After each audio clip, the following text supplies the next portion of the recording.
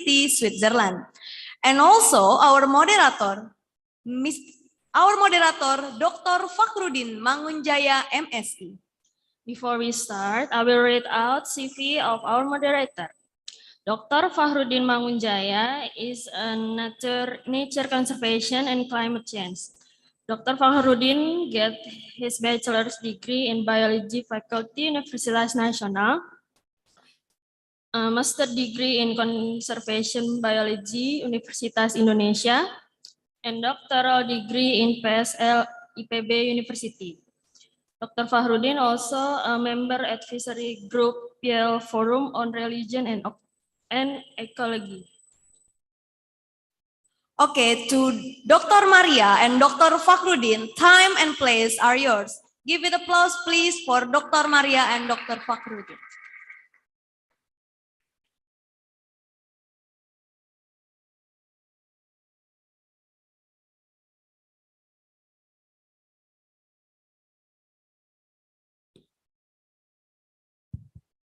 Bismillah. Assalamualaikum warahmatullahi wabarakatuh. Ladies and gentlemen, my name is Fakhrudin Mangunjaya. I was born in Kalimantan in some years ago, and I actually have a quite sentiment with the orangutan and the primate project, because my start was with Biruta gallicus at that time when I was 18. So this session now we will have Maria Panerwich. I think everyone has now in this room. And Maria is lecturer at Zurich University, associate researcher at Zurich University, and she is expert in orangutan as well, primate. Maria, how are you? Thank you, I'm fine. Yeah, how is Zurich? It's a wonderful summer so far in Zurich with some rain and nice temperatures. Good. This is my first time to become a moderator of you among women of primate. I am alpha male anyway. Yeah. Thank you, Maria, for your, you are pleased to do your presentation. And we figure out here there are hundreds of people here and outside with our Zoom. So don't worry, you will look, people here is very small, but we have also, you know, internet things, so we can see you worldwide. Thank you for your presentation, and I give you your time for your presentation about the orangutan and orangutan history, life history. Yeah. Thank you. It's very nice to be there long distance at the symposium that asks the question, what attracts women to science? And my very simple answer is curiosity. Curiosity about the life of other species. And at least in my case, that led me to go to Indonesia more than 40 years ago to study long-tailed macaques. And for the past 20 years, I've focused mostly on the lives of orangutans. And so I really want to talk about the value of long-term data that we have been collecting in several projects. So life history, what is that? I hope you can see my full slide. So basically life history includes the features of a life cycle and their timing. So an animal is born, is it alone, is it part of a big litter? When is it independent? What's the age of first reproduction, reproductive rates? All those things together form long, of course, they need long-term data, and together they are called life history. I've been calling this, as a joke, the forest gossip, because it's really about who has a baby, who has survived, who's hanging out with who. So all those little things in the life. And if you keep documenting that, you get a picture of the whole life of an orangutan. So basically life history data are often used to compare species on a fast to slow trajectory. So the fast species have a short life cycle with many young, fast maturation, high offspring mortality, and a short lifespan. And the slow animals have a single young that take many years to develop, low mortality and a very long lifespan. And why would we study life history? Well, basically, it should be the basis of effective conservation. If we want to know whether species are doing well in protected areas, we need to know what their normal life looks like. And of course, if we manage to protect species with a slow life history, many other species will benefit in the same ecosystem. So if we focus on the umbrella species, we catch a lot of other animals as well in our protective efforts. Of course, there's other interesting things in species with a slow life history because they're a little bit more like us. And when you have a slow life history, you take many years to grow up to become an adult.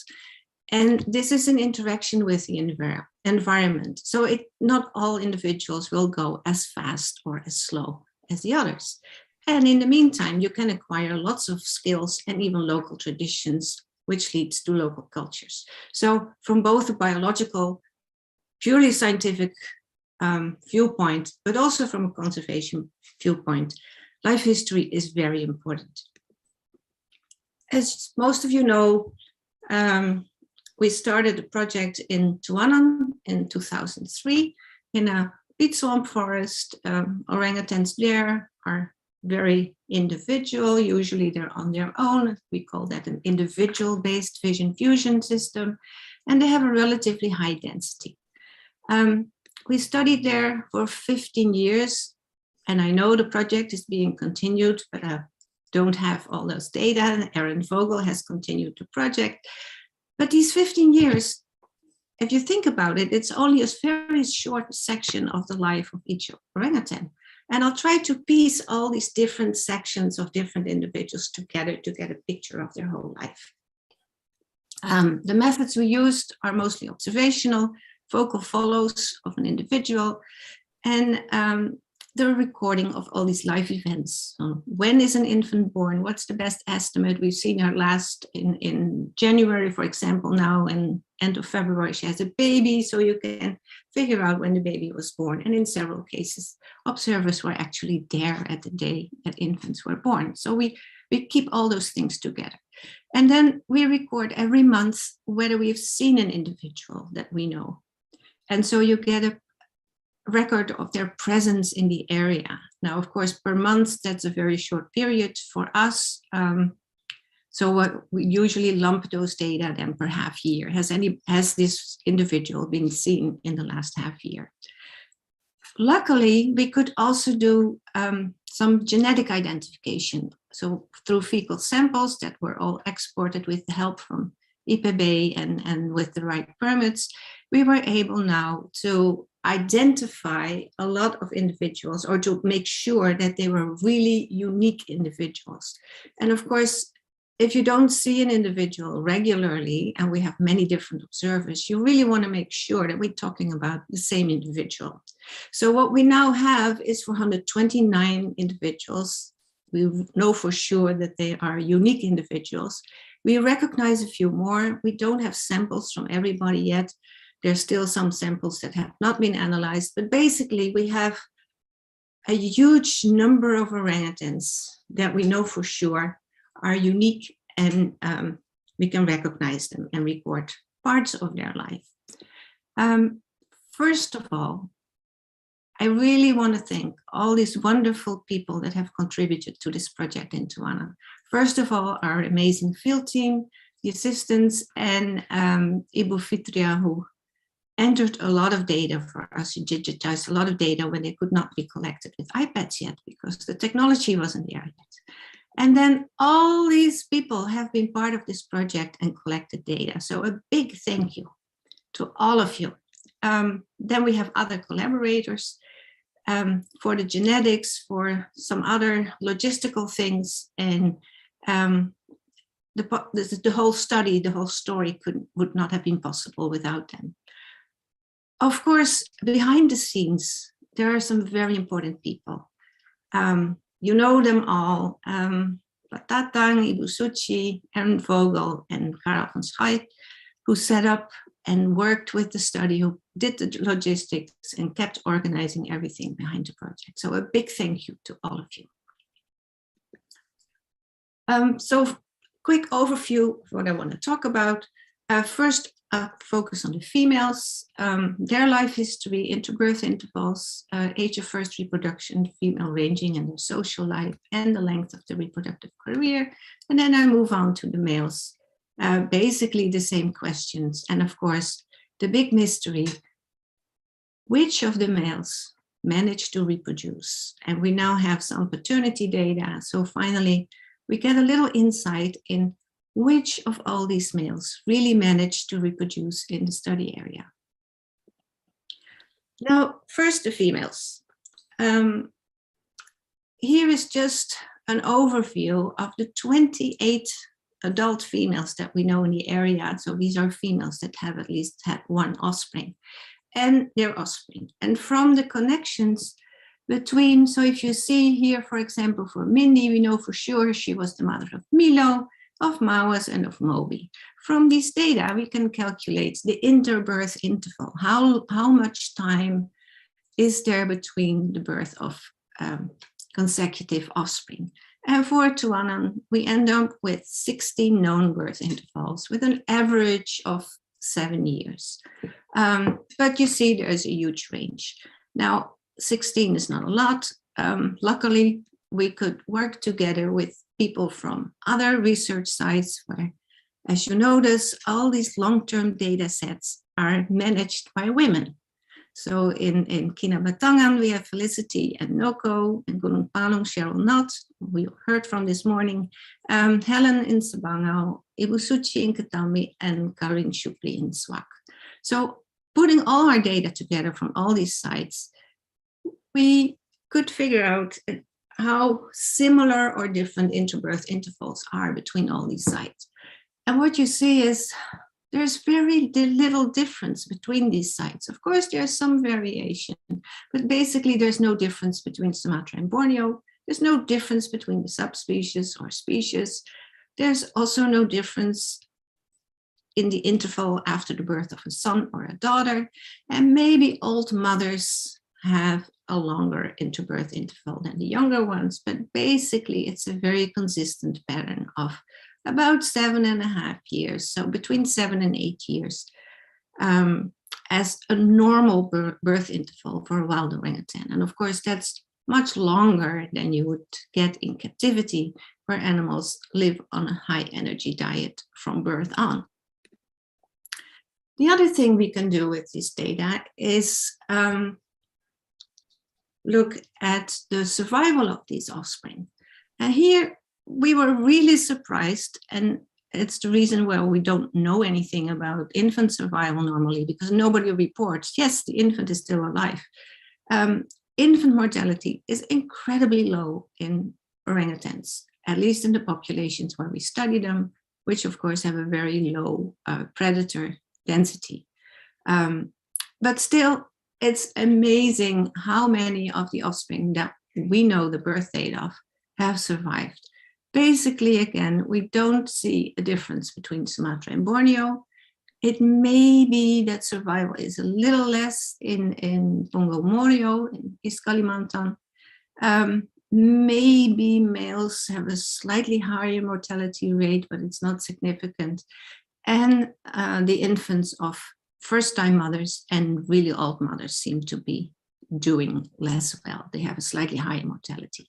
Yet, if we compare this with all other long-lived species, and here I put in gorillas and chimpanzees and even human hunter-gatherer populations and elephants, and you see that the orangutan line is way up there, and it's almost undistinguishable from modern day Swiss population. So orangutans in the wild, they are, without medical intervention, they are amazing in keeping their infants alive. They really invest strongly in their infants and keep them alive. So that's a very interesting point about orangutans, that this very long, slow life leads to enormous investment and care for the offspring by single mothers. Then the other thing we can do with the same data is look at the age of first reproduction. So those female offspring that we know the birth date of, we can look at what age did they finally get their first offspring. And here is a little list. It's a boring table, but basically you see again that it's the numbers are very close together, the averages, but also the total N, the number of cases we have, is really low. Now, thanks to the continued work in Tuanan, we have a few extra ages of first reproduction, and it's a huge range. And in the end, it all ends up being somewhere between 14 and 15 years as the age of first reproduction in a wild orangutan. So this is a very quick overview, and here you have an illustration of this extremely slow development in orangutans. So over the years, and these are aged individuals that we know in the Tuanan population, you see the growth is extremely slow and reminds you a lot of people. And an age of first reproduction of 15, which we hope doesn't happen in people, but of course it's possible. Biologically speaking, that's very similar. So what else can we do? Thanks to the genetics, we can group these females and their offspring into large family groups with the same mitochondrial DNA. So that's the part of the DNA that's inherited only from the mother. And you see that already there's some structure there, in a large group with the same haplotype. There's the common haplotype A and a lot of individuals. And within that, we have all these mother offspring pairs. Now with the microsatellite analysis, so that allows us to look really into relatedness of individuals. And there we can see that we actually have real pedigrees, so real families. We know that Jinak is the mother of Mindy and Carrie and Junie, 3 adult daughters who each have several offspring. She also had 2 sons. And so you can build up these real families, these pedigrees, as we call them. And from these pedigrees, we can do something very interesting, because basically we can calculate how old a female was at the age of her last birth, or even at age of death. So here have the example from Jinak.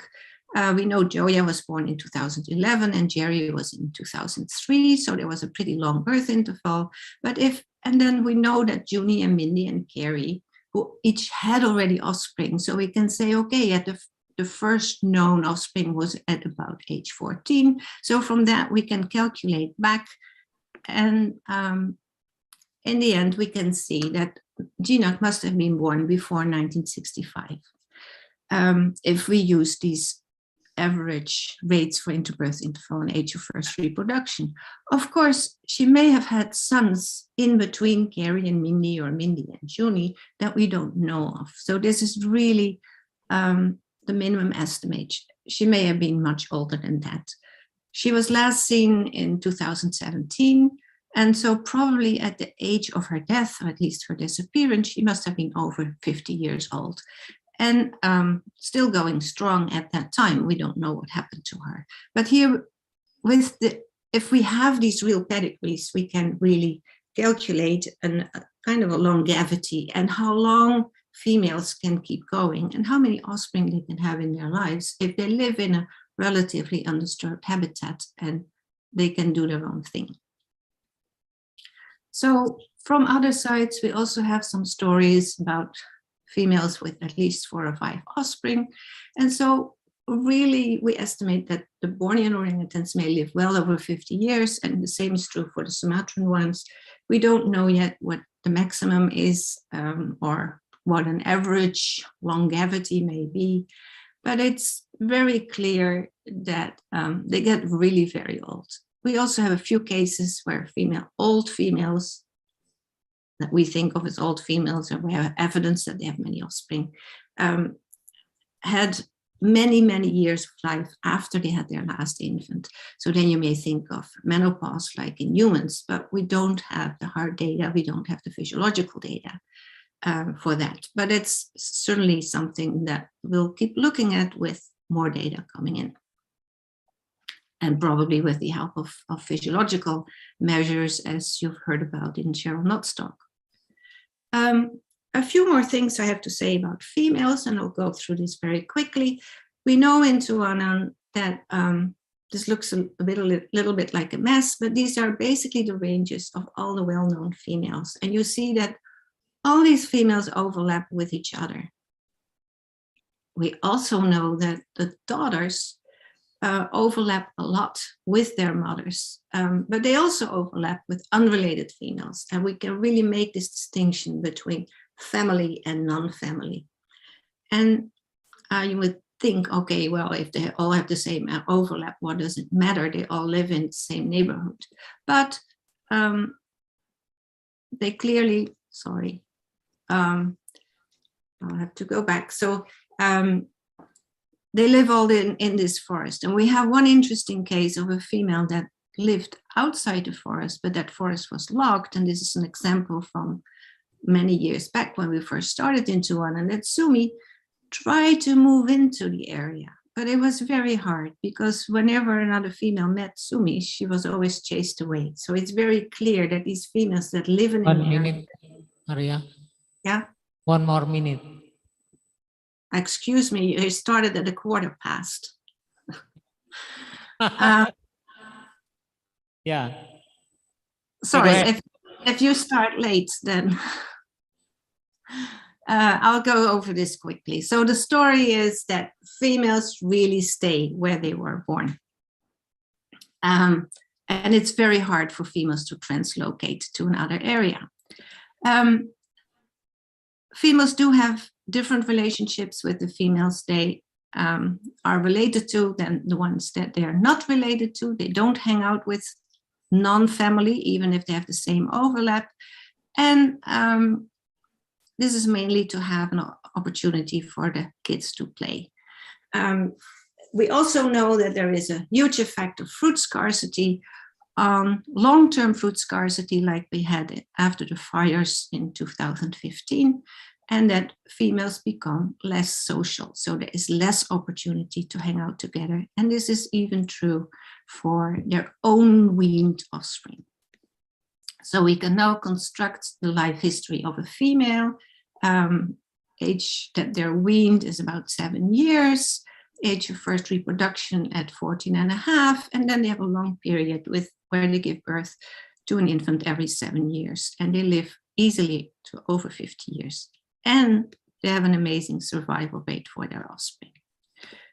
So let's move to the males. When do they disperse? Where do they go? When do males grow these interesting flanges that everybody has been intrigued about?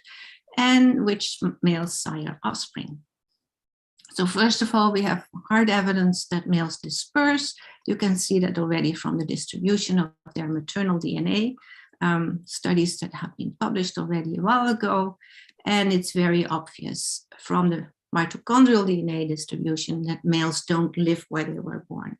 Also, if we look at the relatedness to local females, it's obvious that males don't live close to their own mothers or sister or own close relatives. So we have a very solid evidence for male dispersal.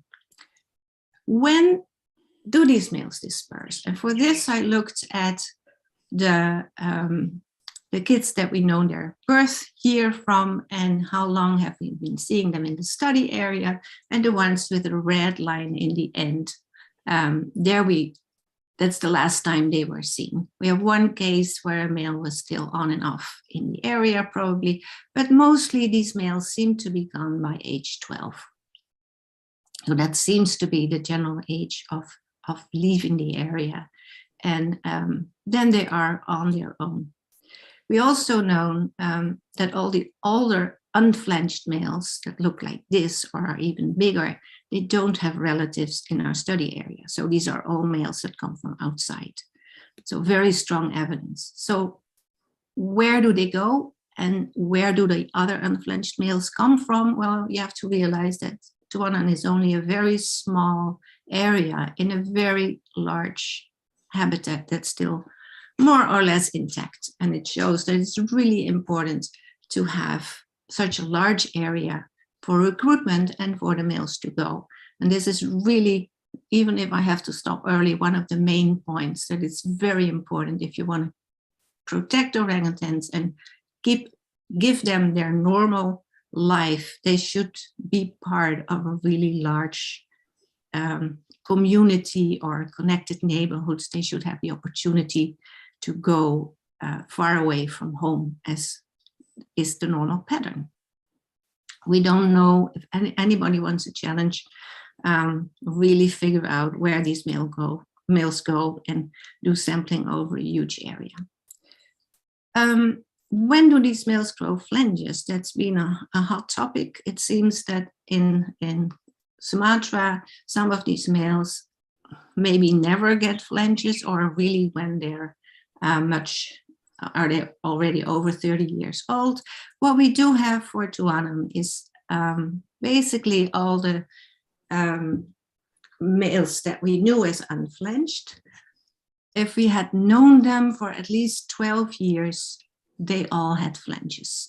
So we don't know exactly because we don't know the ages at the time that they're first shown up or that we recognize them in the area. But it seems that by about 10 years after appearance in the area, which means 10 years after 12. And so we can conclude that the estimated flanging age is about 25 years. The other remarkable thing is that all the males that we knew as unflanched in the beginning have flanged. So it does seem that in Borneo, it's rather stable or rather predictable that males will mature into flanged males around the same time. Although, of course, we need more hard data for this, but it's a beginning.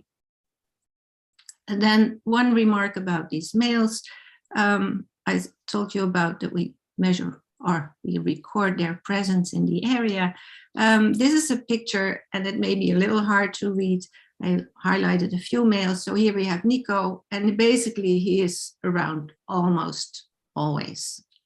At least he is seen every half year. But then we have a lot of males that are seen with huge gaps in between. You know, Hank wasn't seen for many years, then he showed up again, then he's gone again, and he comes back. And we have that for many years. So many males are mostly somewhere else most of the time, which also makes it very hard to establish a dominance rank because it really depends on who else is there and what has changed in the meantime. Because males get older, they have fights, they may go up and down in their ranks towards each other, but the two males will rarely meet again because there's always a different combination of males in the area. Now, which males would be more likely to sire offspring? We refer to the study of Julia Kunz, and she showed that both, if we look cross-sectional, so as a group, the unflanched males spend much more time with females, and in the individual cases where we have an unflanched male growing into a flanched male, we see the same pattern. So unflanched males spend more time with females, and their copulation rate when they're with females is much higher than that of the flanched males. So one might expect that unflanched males do pretty well in the reproductive area. Now we do have paternities for Tuanan, and these are still unpublished data, but what you can see here are, I put on all the years, and we have paternities of offspring that were born before we started, and this is after we started, where we know whether the male was flanched at the time of siring. And what you will see is that almost all of these are known flanged males who were the sires of our local offspring. What you can also see is that males can sire over a very long period. So they may have a reproductive lifespan of easily more than 12 years once they are flanged. And the unflanged have a very low probability of siring offspring. There's, of course, a lot more to say about this, but the most interesting thing I saw when I looked at these data, and I said, if I map where these infants were born by the different sires, and I labeled them here, like the first offspring we know of Nico, where it was born, the second one, the third one, the fourth one, and there seems to be a pattern. So it seems that the males concentrate their paternities in a small area within our study area, even though we know that these males are not always there and they regularly leave. We know for sure that Otto is not always in the area, or Guapo, or any of the other fathers are not always there. So the real intriguing question is now, how do they manage to have this special area? And it's not dominance. It's not even being dominant at the time of siring. In most cases, we know that the sire was chased away by another male at some point. But so it really seems that these males have better local knowledge. And that's the main factor in their luck in siring offspring, of being there at the right time. So we can now build a picture for the males as well. They disperse at around 12. They stay unflanged for 10, 15 years. Then around age 25, they grow flanges. They throw in it, and then they may live, we don't know how long. We don't have a clue, probably 50 years, but we really don't have the records. And over these many years, there's some siring success. And I have to say, we have evidence of a few sirings by unflanged males, but it seems to be rather low. The bulk of the siring happens when they're flanged. Concluding, females stay close to their natal area. Mothers form social networks. They become less tolerant when food is scarce, which can also explain differences between populations in their sociality. And for the males, they disperse, they leave their relatives, and they may roam over very large areas. So they need very large areas. There are still some open questions, which I will skip for now. This is my main message. Orangutans live in a fluid network of long-term relationships, interconnected. And so they really need large, contiguous protected area. Thank you all for your contributions, and please stay curious and keep going. Thank you, Maria. Thank you very much. Such a long-term study, which is quite long, maybe 30 years for the long term. When that the study, sorry. Yeah. Yeah. Great. The study in Tijuana was since 2003, but of course I'm being helped by lots of data from other studies that have been going on for longer or started earlier. So 15, 20 years up to now. Okay, that was interesting study. Anyway, I appreciate for Maria for her patience to study and to understand the nature and the sign of the orangutan, the lifetime of orangutan. Of course, we have more knowledge about the survival of orangutan with her contribution to understand the lifetime of orangutan. We open for question. If you are in the cyber room, you can raise your hand, or if you are on the chat room on the Zoom, you can chat at the Zoom chatting. We will open about 5 to 10 minutes for question.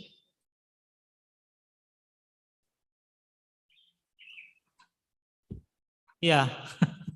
Sorry. Vanessa. Probably it's a bit out of context question.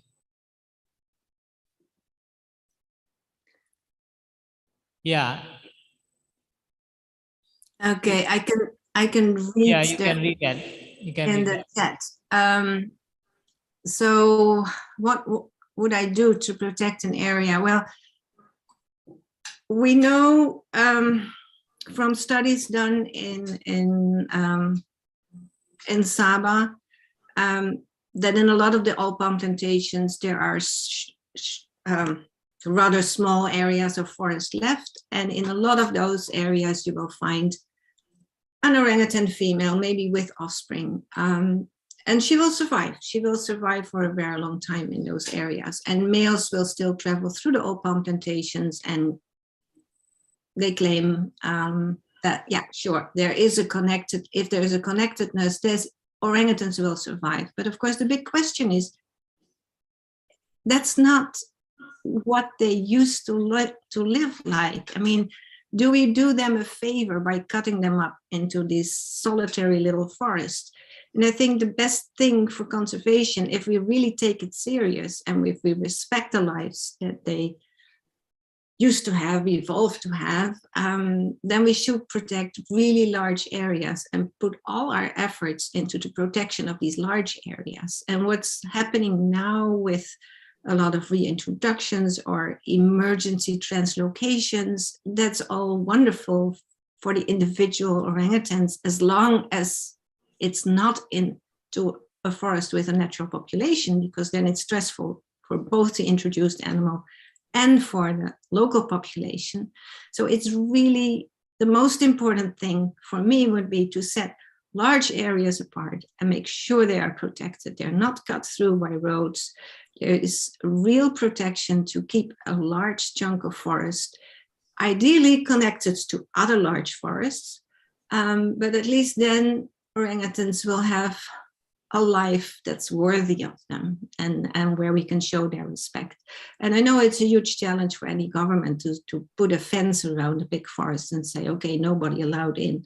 We also know that if we manage to do this for orangutans, we cover a lot of other species as well. We also cover the gibbons. We also cover some predators, where we also don't have a real understanding how far they might go in their dispersal. So really focusing on these species with a very slow life history will ensure that you cover the protection of a lot of other animals. So if we take protection, nature conservation serious, it would be really important to save the large areas that are still there and make sure that there's no further nibbling at the edges. And of course, there's many other things, like preventing fires, which have huge consequences directly, but also because of the smoke, which affects food production. So I'm sure it's a huge challenge, but that would be my focus. Other questions? Okay, thank you. Any other question, maybe from this room? Yeah, there's no more time for Maria. I just, if I mind, one question. Why that male are gone, Maria? You mean, why do they disperse? They are not come back. No Twitter, no tweet, no news. No. I like the symbol that you put. No tweet. Why where they're going? Well, that's the thing, why they need huge areas. They move out. Of course, there's also many males moving into our study area, which is only, a very small part, is 1,000 hectares. Many males move into it, so that happens in other locations as well.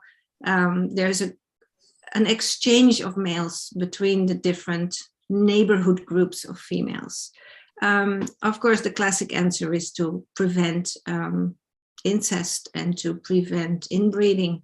making sure that you keep mixing the genes and you don't have. But there's an interesting point there, because we have this large family of this grandmother with daughters and then the granddaughters. And actually, one of the males has sired multiple of these offspring. So the cousins are much closer related to each other than you would expect, because their moms had already the same father and different mothers. And so it gets, for the geneticist, it's a huge challenge to figure out, and you get a lot of wrong assignments because they're so closely related. And to prevent that, you will get lethal alleles becoming a big issue.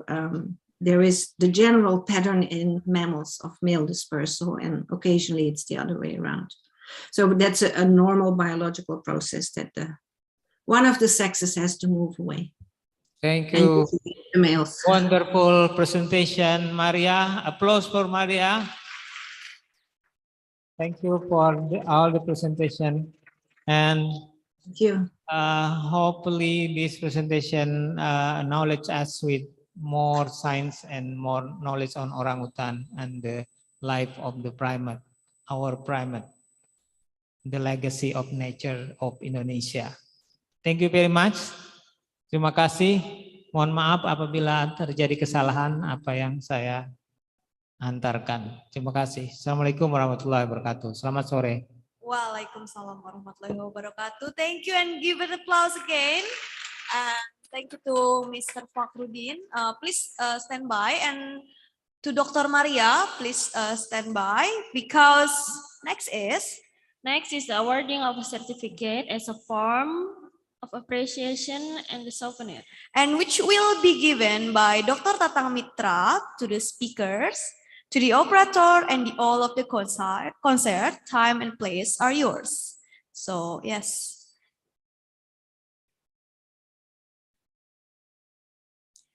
The certificate will be displayed. Yeah, that's the certificate.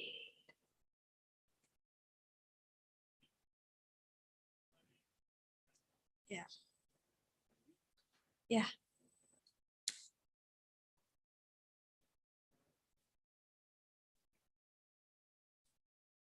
Halo, Ibu Maria. Oh. Yeah, still there. Ya, terima kasih. Ini saya kasih sertifikat. Senang bertemu Anda. Sama-sama. Salam untuk Pak Karel ya. Ya. Memang. Oh ya. Oh sorry. Salam untuk Pak Karel, Bu Maria. Ya, terima kasih. Saya bikin. Ya. Saya mau kasih souvenir. Tidak perlu kan? Nanti bisa terbang pakai Gojek. Ya, Bu Maria, terima kasih. Terima kasih. Kembali. Kirim pakai Gojek. Terima kasih. Okay, give it applause please to Dr. Maria. And one is for Pak Fakhrudin. Please stand by. Yes. The next certificate is for our moderator, Dr. Fakhrudin. And please, operator, yeah, it's the certificate.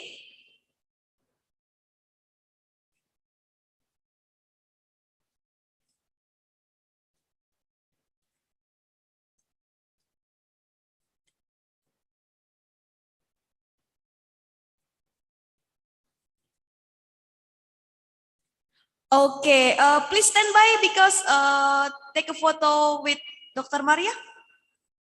Together, yes. Pak Fakhrudin? Yeah. Please help to pin spotlight. Okay.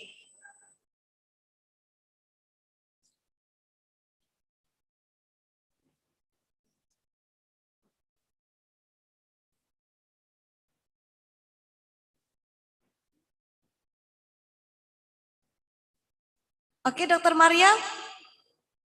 Okay, thank you for Dr. Maria, Dr. Fakhrudin, and Dr. Tatang Mitra.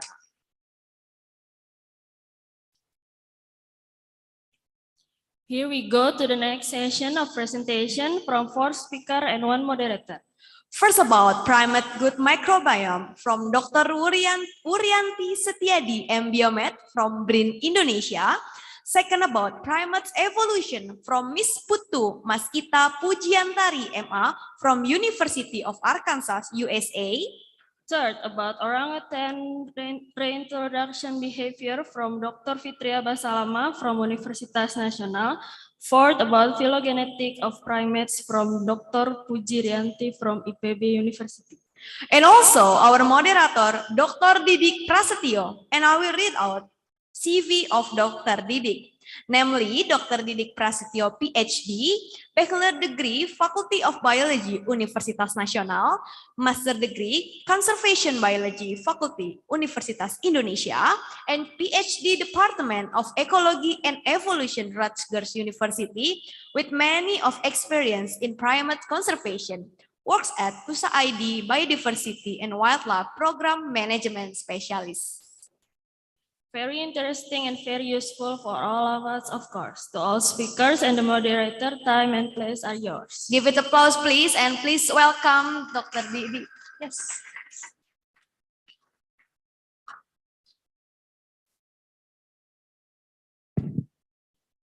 Okay, good afternoon, everyone. I'm still wake up, I guess. And hopefully this talk will be interesting for us because it's not really, of course, interesting. I would say boring, but not bored. So we will have 4 speakers. First is Mbak Tari, or Dr. Wuryantari Setiadi from BRIN, Refleksi LIPI.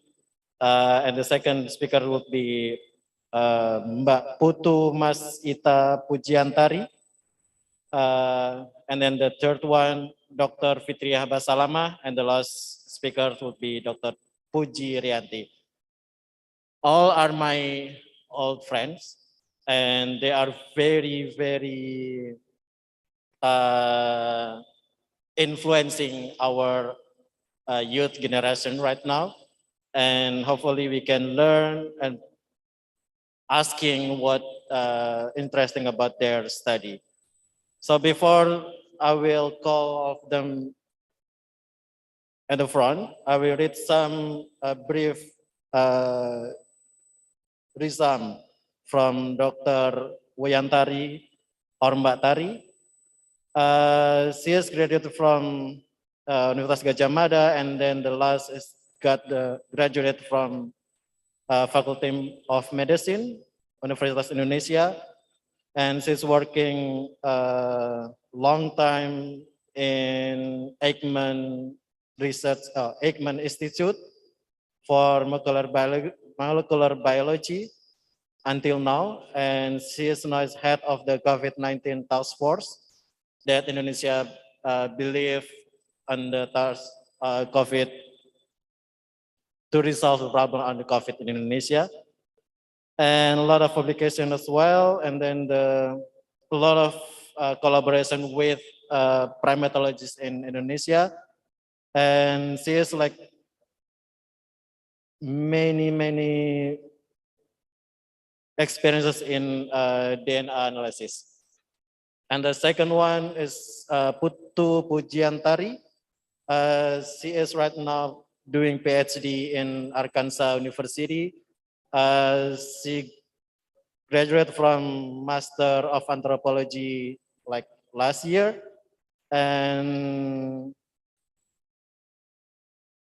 her research experience about the primate and human interface, and also with the primate ecology and evolution. And the third one is Dr. Fitria Basalama. She is the faculty member of Biology Faculty in Universitas Nasional and got doctoral degree from IPB University.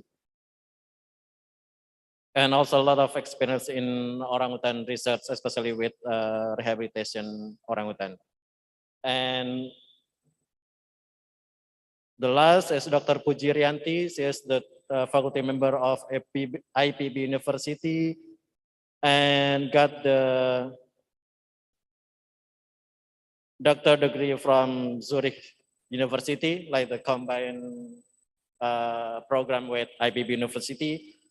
And similar with the Dr. Tari, Dr. Puji working a lot about DNA in primates. So I will call of you here, like Dr. Tari, Dr. Puji, and Dr. Fitri, and also with Putu. Putu is joining by Zoom. Please sit with us, with me here.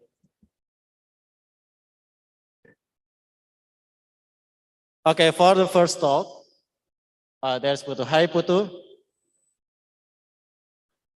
I believe there is a very late night in Arkansas, right? Yeah, So it's hopefully you can. early morning. So. Okay. So thank you. So for the first talk, we will hear the presentation from Mbak Tari about primate gut microbiome. That's very interesting topic that in the last year we were talking about a lot about the gut microbiome in primate. So yeah, time is yours, Mbak Tari.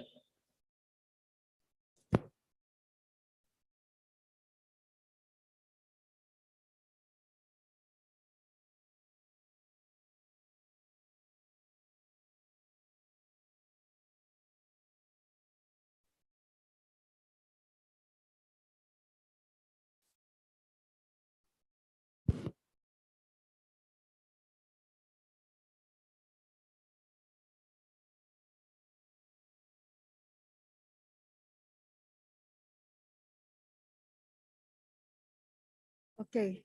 Assalamualaikum warahmatullahi wabarakatuh. Good afternoon. Thank you for the introduction. I'm so very happy to be here that meet such great women who are dedicated working in the primate conservation.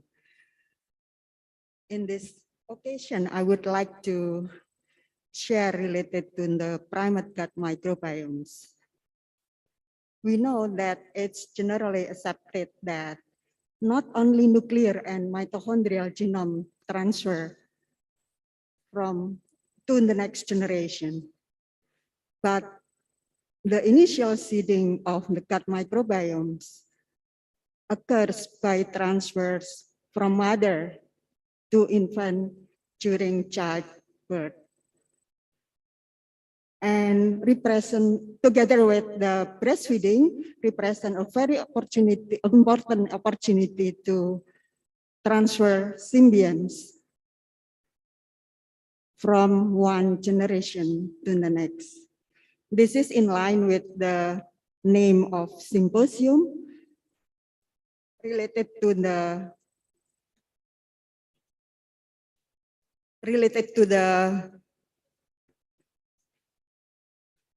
female and non-human primate conservation. Okay. What is the microbiome? Microbiome is the community of microbiomes in an organism or specified environment.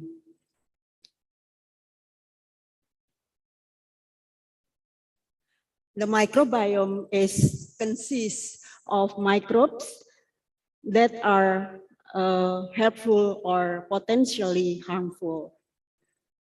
The composition of microbiomes vary per body size.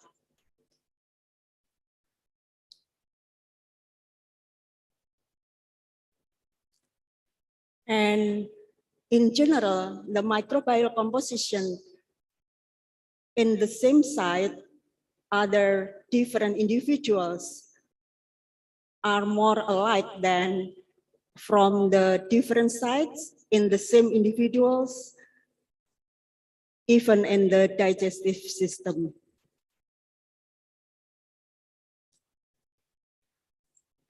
The major function of the normal gut microbiota are nutrient metabolisms, xenobiotic and drug metabolisms, antimicrobial protection, immunomodulation, and maintaining the structure of function of the gastrointestinal tract.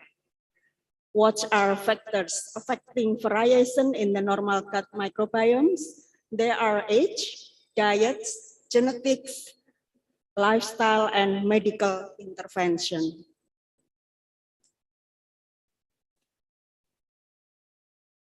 During the healthy homeostatic condition, microbiome is composed of a diversity organisms that are known to be beneficial to host development and health.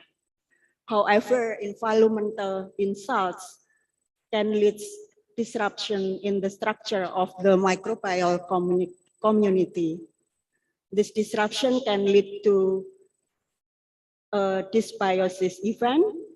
Dysbiosis is change in composition of the microbiome significantly different from the control or the group. Dysbiosis include loss of beneficial microbes, loss of the overall microbial diversity, and expansion of pathogens, potentially harmful microorganisms. The healthy gut microbiome is predominantly constituted by the phyla Firmicutes and Bacteroidetes. There are 3 enterotypes in a population defined by microbiome's composition. Bacteroides associated with animal-based diets, Prevotella associated with plant-based and carbohydrate-rich diets, Ruminococcus associated with degrading and converting complex polysaccharide. Chimpanzees are closest living relative. The DNA identity and the overall similarities in genome contents between chimpanzee and humans approach 90%. However, to what extent is this close affinity resonates in their gut microbiomes? Comparison of the relative taxons abundance at different taxonomic ranks showed that at the level of bacterial phyla, the composition of the human and chimpanzee gut microbiomes are identical. More than 60% are dominated by Firmicutes and Bacteroidetes. Over their more than 5 million years divergence, human and chimpanzee have developed distinct gut microbiome through coevolution, co-speciation, and co-diversification. There are significant differences in composition of microbiomes, bacteria, and archaea between westernized human, white chimpanzee, white bonobo, white gorilla, and captive orangutan. Actually, there are common microbiomes among great apes. Analyzing the human gut microbiomes in phylogenetic frameworks, include the other great ape species, reveals 3 salient findings. Microbiome composition diverse among great ape species and displays a strong phylogenetic signal such that the tree topology based on the microbiome composition mirrors that of host species. Humans have lower levels of taxonomic other great apes, a decline attributed to changes in diet, improved sanitation, and exposure antibiotic. The rate of microbiome evolution as denoted by change in composition due to the gain and loss of phylotypes has been steady over great ape evolution. There are 2 main steps in characterization gut microbiomes: bacterial gene sequencing and bioinformatic analysis. The genetic materials extracted from stool samples and prepared for sequencing. The genetic sequence compared with a database to identify which microbes belongs to the sequence.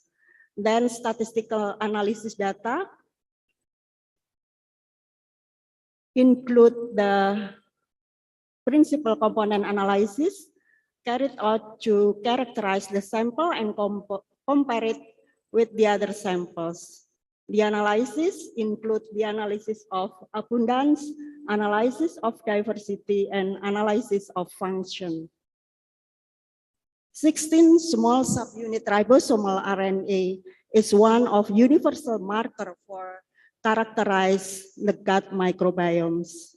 This gene just 1.5 kilobase, but highly conserved, sensitive, and specific with 9 hypervariable sites, sufficient to differentiate various bacterial specific. What are the implications for primate biology and conservation?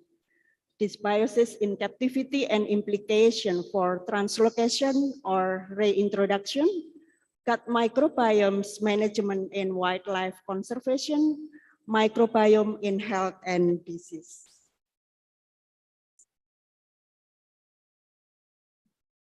Captivity is one of the tools used in conservation management. However, life in captivity can present of extreme lifestyle changes. Many of these affect the host microbiomes. Alteration to microbiome captivity can be driven by many factors, includes change to the natural diet, reduce environmental microbes reservoir, cohabitation with other species, and antibiotic use. This can have an impact on reintroduction and post-release survival of captive individuals. This study demonstrated that captivity has a parallel effect on the non-human primate gut microbiomes to that of westernized in humans. The study examines the microbial communities of 2 non-human primates species, dog and howler monkey, and compare it with the non-Western human and USA human. You can see here that the captive primate microbiomes, the brown color-coded, converges towards the modern human microbiomes. These results showed that captivity and lifestyle disruption have caused primates to lose native microbiota. In addition to the loss of native microbiota, captivity is also causes loss of microbial diversity. From the wild population to the semi-captive population, and again from the semi-captive population to captive population. Besides that, the captivity in primates partially parallels modernization in human. You can see here that the captive primates acquire Bacteroides and Prevotella.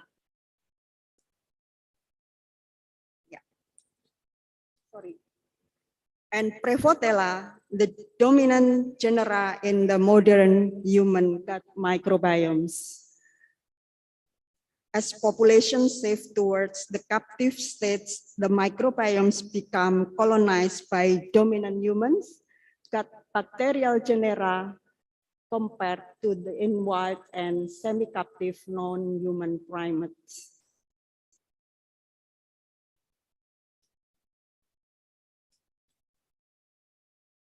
In more detailed study shows that the compositional changes in the captive great apes are associated with the loss of host-restricted sexiness from wild apes and the gain of host-restricted sexiness from humans. This occurs not only in the bacterial at the level of bacterial phyla, but also in the level of bacterial genera. Host-restricted systems that are confined to a particular ape species in the wild are largely absent from the microbiomes of captive apes. A large fraction of the captive ape microbiome is composed of 16 that are restricted to humans. You can see here the blue color coded. And interestingly, there is an emerging unique microbiome composition of captive apes that is not found in either wild apes or humans. You can see the purple color coded. This research also shows that captive ape microbiome are more similar to those of humans living in non-industrialized societies. The similarity is due in part to the prevalence of Treponema and Prevotella, which are rarely present in industrialized societies. This correlates with the metabolisms of complex carbohydrate and non-industrialized human population. This shift in captive apes is generally due to consuming far less dietary fiber than do wild population. From this slide, I would like to show you the study related to the analysis seasonal fluctuation in gut microbiome of wild-caught apes in response to diet. Western lowland gorillas are seasonal frugivores, and meanwhile, chimpanzees are ripe fruit specialists. The pie chart shows that the proportion of sample assigned to each enterotype are different between wet and dry months. In gorilla, the proportion of enterotype 2 and enterotype 3 are significantly different between wet and dry months. And in the chimpanzee, the proportion of enterotype 1 and enterotype 2 are significantly different between wet and dry months. This result showed that seasonality in this gorilla and chimpanzee population impacts both the relative abundance of taxa and defines community enterotypes distribution. Chimpanzee and gorilla each have biomarker of microbiomes depending on the seasonal fluctuation. In high frugivorization, Clostridia is a biomarker for chimpanzee and gorilla. And in low frugivorization, Sparrowhita is a biomarker for chimpanzee. And Spirohita treponema is a biomarker for gorilla. There is the difference in enterotype composition. You can see here that in chimpanzee, when in low frugivorization, is dominated by enterotype 1. This result shows that composition of gorillas and chimpanzee microbiota is dynamic and responds seasonally to shifting resource availability and dietary preferences. To understand how genes with a host species-specific response may interact with each other. As an example, figure A showed that the most significant interaction network of host genes that respond only to human microbiomes is enriched with functional categories related to cancer, cell death and survival, and organism injuries and abnormalities. By comparison, figure B shows that the most significant interaction network of genes that respond specifically to orangutan microbiomes is enriched for functional categories related to carbohydrate metabolisms, lipid metabolisms, and small molecule biochemistry. This is consistent with the observation that orangutan diets compared to the gorillas or orangutan or chimpanzee could incorporate a greater proportion of ripe fruits and highly digestible or simple sugar in fixation. In addition, a highly diverse archaeal community in orangutan compared to the other apes, which could be associated with an increased capacity to metabolize highly fermentable plant materials. These are implications for understanding how the microbiome can impact host physiology and health. Finally, conclusion and challenge.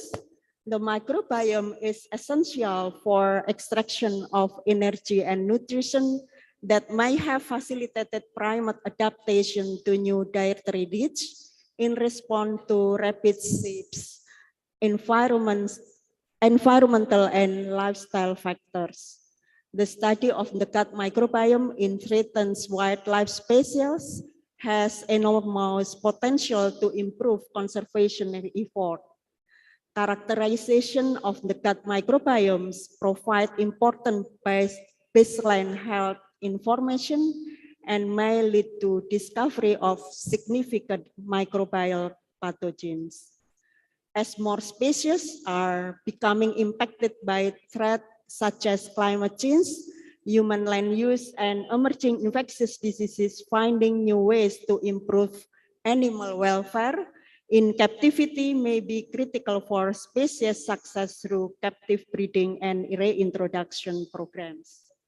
Studies related to changes in the post-release gut microbiomes are of particular interest, as they can provide important insight into the impact of translocation on the host-associated microbiomes, enabling evaluation and improvement of translocation success. Thank you. Thank you, Mbak Tari.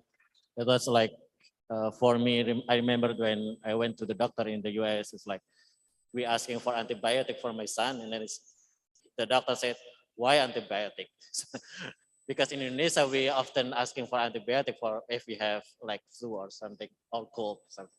But, and then we believe that antibiotic kills our microbiome, right? And interesting that I saw on the presentation that more often we take a shower will decrease our microbiome diversity. So we don't have as often to take shower, just once a day. Okay, just kidding. For the next talk will be from Putu. Hello, Putu. Hello, can you hear me? Yes, we can Awesome. hear clearly. It looks like you just don't have sleep, waiting for this or your time right now. Okay, okay, go ahead, Putu. Time is yours. Thank you, Dr. Didi. Let me just share my screen. Is that so? Just start this one.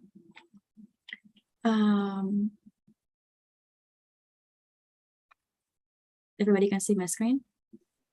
Yes. All right, awesome.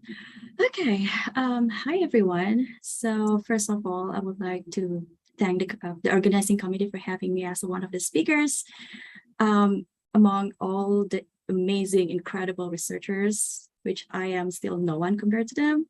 And also thank you for giving me the topic about primates evolution. Before I start my presentation, I would like to give some heads up. This presentation is just the summary of what I conducted for my master's thesis, and also I apologize that I will not show any statistical analysis because this research is yet to be published, but I still will give you some explanation of what I found for my master's thesis.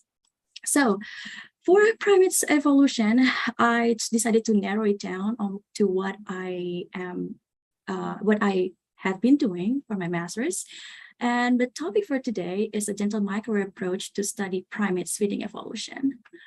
So if I ask you about evolution, what do you know about evolution so far? What do you know about evolutionary theory so far? So maybe you are all familiar with this, right? This is a Lamarck's theory, which said, oh, there were actually short-necked giraffes, but they all died because they couldn't reach the food. So we only see the long-necked giraffes because they were the only one who could survive. And also, maybe if you say something about evolution, this guy must appear on your mind, right? Which is Charles Darwin, and with his famous finches in Galapagos. If we talk about Charles Darwin, we also talk about his friends who conducted research in Indonesia, which is, Alfred Russel Wallace, right? So for people, especially me and my colleagues who are studying primates, we are so familiar with this phylogenetic tree. So from prosimians, New World monkeys, older monkeys, up to the chains until humans. And also this feature, everybody will know this, and this is the most famous or the most popular illustration about evolution, especially in bipedalism. So all I could say about the primates evolutionary theory is massive. So if I put it here, this picture is a phylogenetic tree. So basically, the story started from 65, 66 million years ago. We had the same common ancestor, and it's divided until today. So we have prosimians, we have monkeys, and great apes. At some point, 25 million years ago, we shared the last common ancestor with monkeys, and then that ancestor split. So we have monkeys and we have apes. And around between 6 to 8 million years ago, we shared the last common ancestor with chimpanzees. So that last common ancestor split into two. One on the left side became chimpanzees and bonobos, our closest living relative, and the right side, the other ancestor becomes humans. How does it happen? We still don't know. And most of the why I said evolutionary theory in primates is massive. Look at this feature. This is all the fossils that have been discovered so far. So from Paleocene until Pliocene, until recent, until Anthropocene era, we have lots of fossils, but we still don't know if they are actually related and how they evolved until now. So it's all started with the primates as the common ancestor, and then moved up to the chain to necrolemur, and then all again to anthropoids, and also Victoriapithecus. And then we have Australopithecus. And all the dashed lines means we still don't know how they relate to each other and how eventually they evolved. So there are still a lot of missing links that we still can't, explain. We still do not have answers to. So if studying evolutionary theory is difficult, and also you think that it would be nice if we can understand everything, if we have answers for all the questions that we ask about evolution, but it is impossible. And then if it's impossible to understand everything in an evolution, then how do we study evolution, right? How do we study about it? How do we understand it? So in evolution, primate evolution, we pick one thing that we study. So for example, here, should we compare the way we walk? Should we, this is the illustration of bipedalism. We compare chimpanzees, Lucy. So should we compare our pelvis? Should we compare our thigh bones, our vagusness, and also our feet? And also how the transition between chimpanzees that knuckle walker to be fully bipedal like us right now. Or in my case, for my master's thesis in University of Arkansas, I obtained my master's University of Arkansas, I studied about the teeth. I study about dental microwear.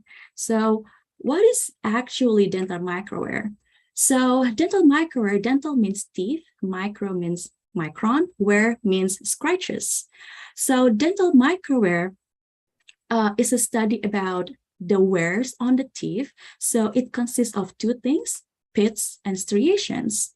So if we see pits on the surface of the dent of the teeth or the tooth, it means the species or the species, the individual that the tooth belonged to had diets that consist of hard food. That's why they need to puncture the food in order to be able to digest it. For example, hard food may be seeds, maybe nuts, etc. Okay, and then for the striations, usually it consists of tough food. For example, leaves. So if you can't imagine tough food, it's like if you want to eat meat, you slice the meat with the knife, it's like back and forth, right? That's how tough food is. So if you eat tough food, you tend to cut the food from back and forth. That's why you can get the striations. So that's dental microwear. So I'm studying it. And also, if we talk about the teeth, we also talk about the enamel thickness.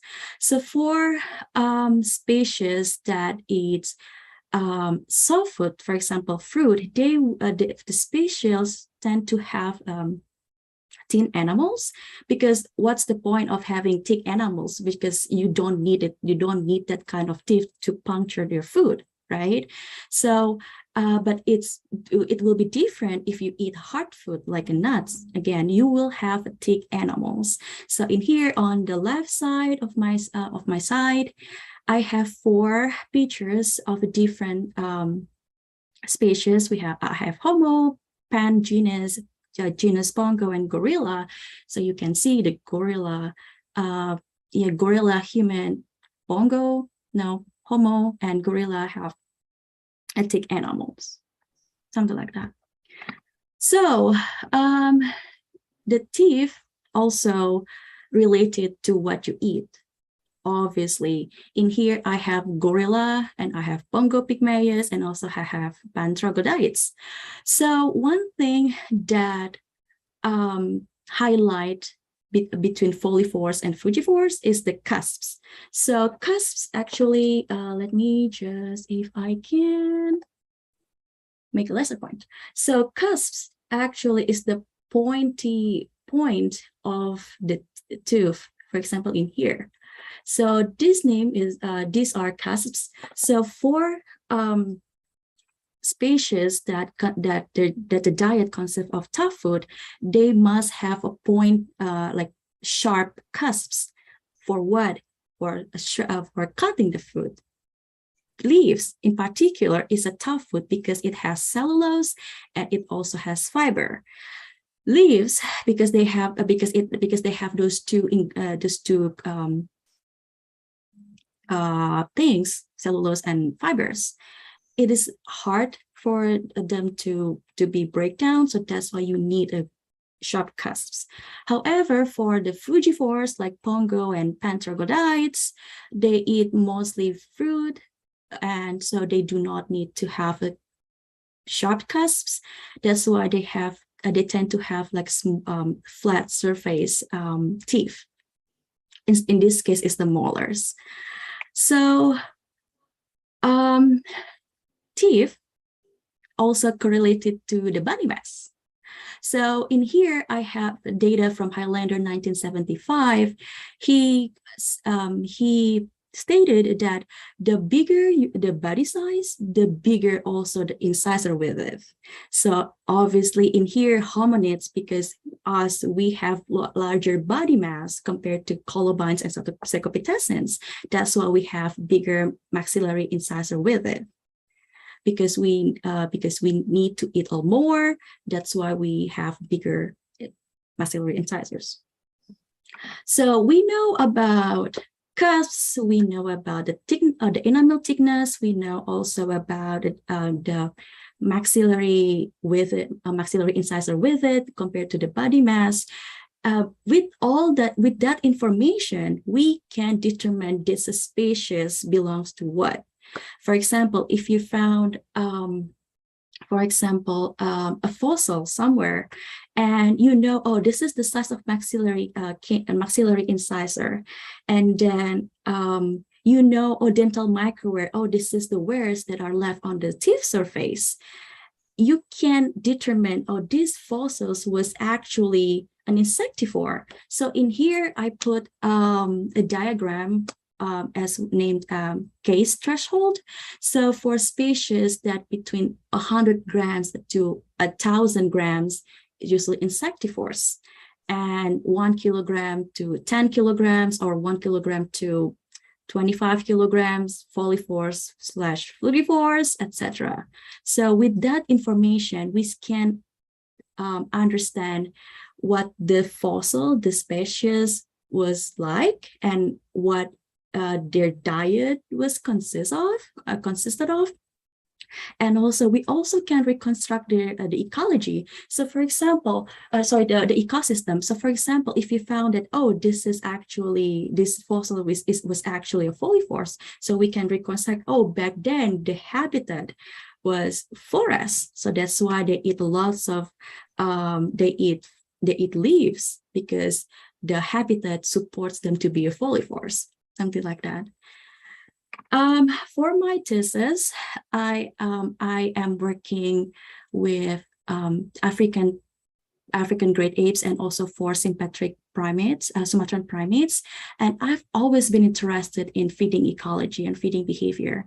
So it is me working at the lab with the Sensofar imaging, confocal imaging profiler microscope, which helped me obtain all the pictures that you will see at the end of my presentation.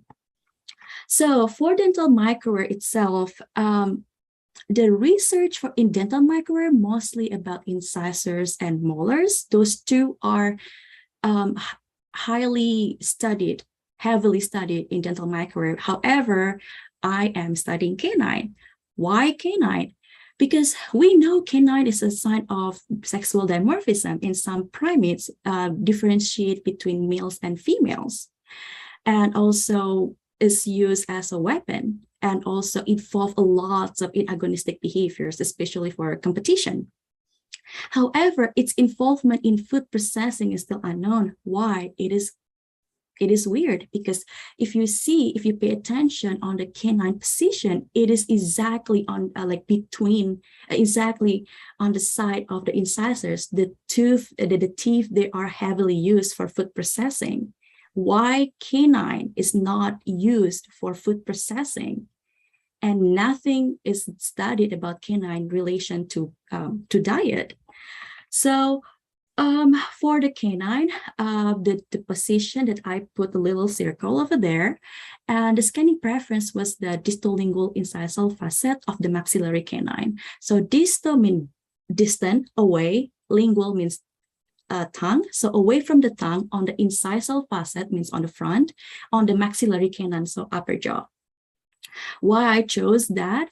Because it's the preference for the surface is for the consistency, and also to reduce the possibility of interference of the honing mechanisms in the microwear.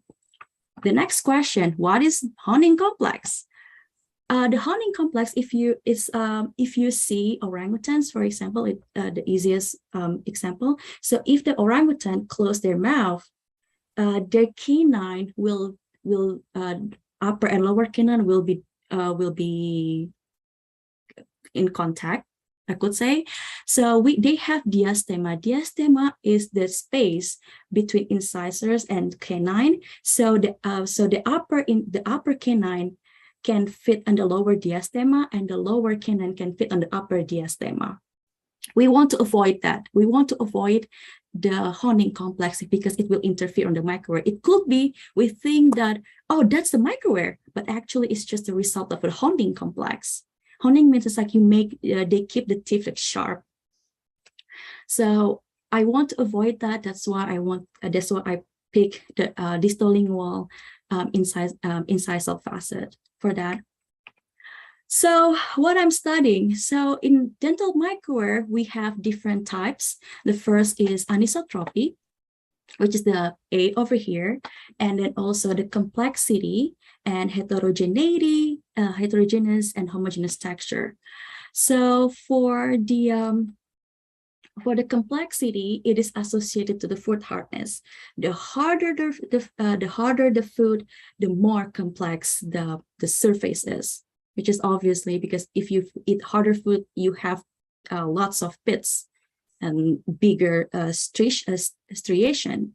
And for the anisotropy in here, you can see it's actually the directionality, like where the microwares directed, aligned to where they're aligned to. So anisotropy, if they have, if these microwares tend to align to one direction, it means it has higher anisotropy. And also heterogeneity is just the sign of the variety of the microwares. And also if you eat same kind of food all your life, you will have a homogeneous texture, something like that. As I promised you at the beginning, I will show you the pictures of my samples. So in here, I have Pongo abelii as my studied animals. So if I compare Pongo abelii to Macaca fascicularis, because Pongo abelii has more diverse diet, it shows multi-direction of microwares. So it is not aligned to one direction, but it's like everywhere. It's like multi-directional. So Pongo abelii has a high anisotropy. But compared to Macaca fascicularis, in here, it is a little bit harder to see, but this is the microware over here. One, two, Putu, 3, 4. Yeah. Sorry, you have 3 minutes left. So maybe you All can right. do your final result and then. Sure. Sorry. Thank you. Yeah. So for Macaca fascicularis, it's just it has like it lined to one direction, high anisotropy. So for the Helobates agilis and Helobates lar, we found just a small microware. So what we think, because I'm not an expert in Helobates, but my hypothesis is because the shape of the canines of the Helobates is like different from the rest of different from the other primates, because it's long, lean, very tiny, and also it has like kind of like hook end. So they don't use the canine a lot, or maybe at all. Maybe these microwares are just by accident created when they acquire the food. And this is the Presbytis thomasai. Microwares tend to be like all multi-directions, and also these two pan species from genus of pan paniscus and Pantragolechwan furtii, just like orangutans, they have multi-directional microwares, and also because they have diverse diet. And yeah, that's for the Pantragolechwan furtii. It is more likely like orangutans diet, I could say. And yeah, that's all. So thank you very much. Thank you so much, Putu. So we'll wait. You can wait for a while when other speakers finish their talk, and then we can go to question and answer session. Okay, for the next talk will be Dr. Fitria Basalama. She will present about captive and rehabilitation orangutan in Sumatra, right, for the Pongo abelii. Time is yours, Bu Fitri. Okay, Thank you for the time and opportunity given to me today, Pak Didi. Assalamualaikum warahmatullahi wabarakatuh. Hi everyone. Nice to meet you all here after COVID. Maybe after COVID solo. I hope you always healthy and stay healthy. And today I want to talk about measuring and predicting success of orangutan reintroduction. Maybe a little bit different with another speaker about genetic stuff, and this is about behavior. Yeah, the orangutan reintroduction program is a tool to increase the orangutan population in the wild. Maybe you already know, but how do we know that the orangutan reintroduction program was successful? The extra rehabilitan survived in the wild and then having the birth. Yeah, maybe with observation, the monitoring of the newly released rehabilitan orangutan allow us to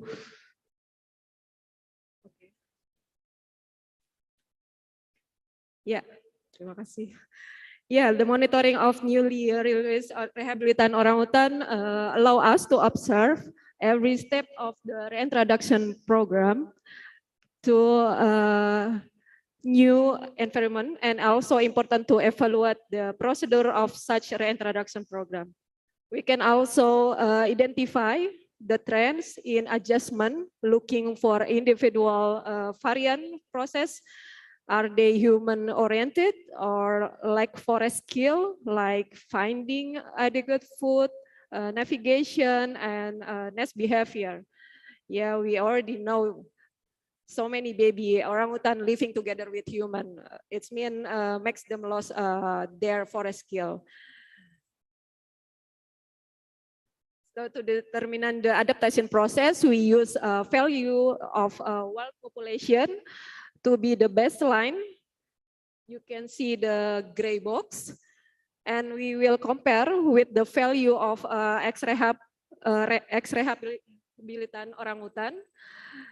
If the value of ex-rehabilitan orangutan increasing like the red line, the blue line, sorry, we can say maybe the individual get the process to adapt the new habitat. But if the value of ex-rehabilitan orangutan like the red line, we should maybe look at the habitat, maybe unsuitable habitat, lack of orangutan food, or so many traits, or unadjusted individual, like of the general technical skills, lack of habitat specific knowledge, predation, disease, or accident. But to know this progress, we need observation or monitoring need more time to look at the result. Yeah, for this moment, I will show you the data from KJ7 Forest, managed by PT Rooibos on release site. They release 6 individual in the first time,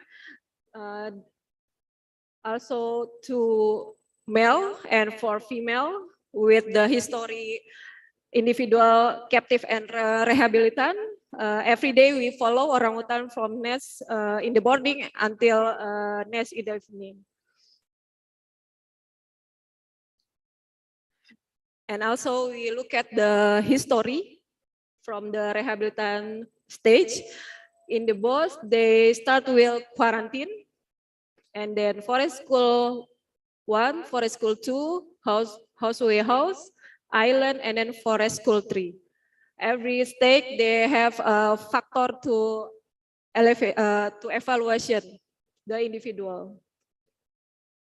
And the data after the monitoring, we look at the individual, which one they already they always found in the area release, or they not found in area release. We know the male, Mail and Hamza, more difficult to find. But the others, the female, we more easy to find, or we found in area release. It's mean female not really far away to make a movement or home range, because they know that the point release it's like a bird area. What we have, after we follow from 6 individual orangutan, we collect the data. The daily activity, you can look the individual increasing more the population wild orangutan, but maybe you can look at the time too. This is only 1 years after release, so they still, we predict they still on process to adaptation to the new environment. Also to the rest activity, they still the pattern not like the wild orangutan. And for the diet composition, they more choose fruit like wild population orangutan, but the pattern still not really stable. But when we know the PT Roy Bos Foundation release orangutan without giving support food, but even not given support food, the individual have found the fruit. So 256 species they can food in 1 year after release. So it's good information. But if we look at the activity movement, they still spend more time on the ground to move atau to explore the area. This is maybe need more focus for evaluate. We can give information that maybe in the process rehabilitation we need more extra treatment, maybe not only give the food on the floor atau on the ground, we must put on the tree. Yes, this is activities. The 6 orangutan rehabilitation can build the new nest. It's good news. And some individual, you can see the middle picture. The male individual, Hamza, they get the long stick to detect the water. Try to crossing the river.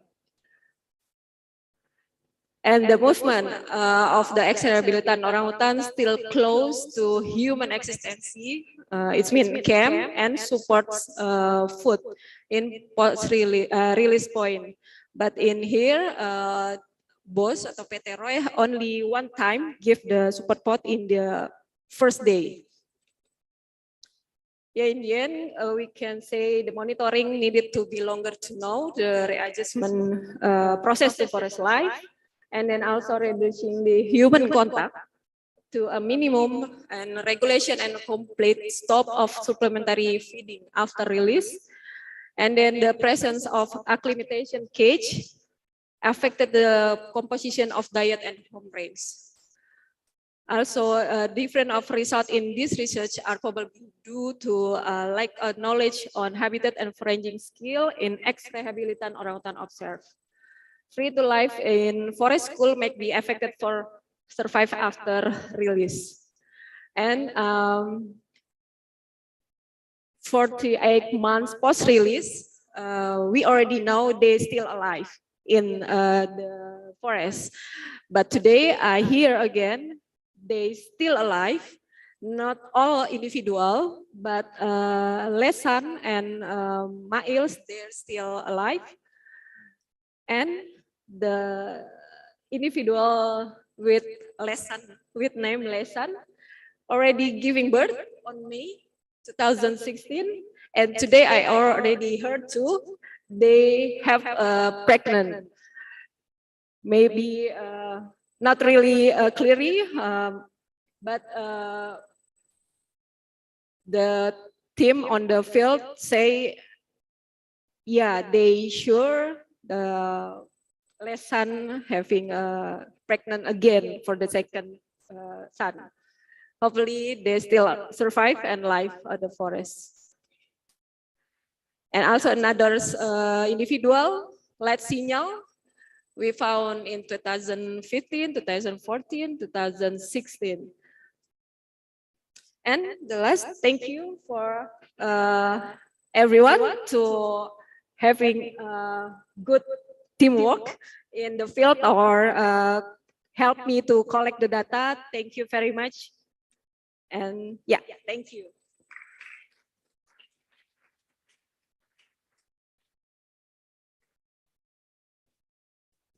Yeah, thank you, Bu Fitri. That was interesting that you put like some suggestion. There is like a lack of knowledge in the rehabilitation process will be affected to the successness in the release area. So we will discuss that later. Probably audience will have a question for you. And moving to our last speaker is Mbak Puji. She will give talk about phylogenetic in primates. Time is yours, Mbak Puji. Okay, thank you. Okay, good afternoon, everybody. It's nice to be here again. Yeah, meeting all of you, make some friends, new friends, new network. And if somebody asks me actually why I like to work with the primates, what inspired me is just because, I don't know, for me, especially with orangutans, they are very remarkable species, yeah, and to understand their life history or even through the evolutionary genetics thing, it's always remarkable, yeah. So not only working in the field, finding the orangutans, but also working, yeah, with their DNA in the lab. So that's actually what I will try to discuss for this afternoon.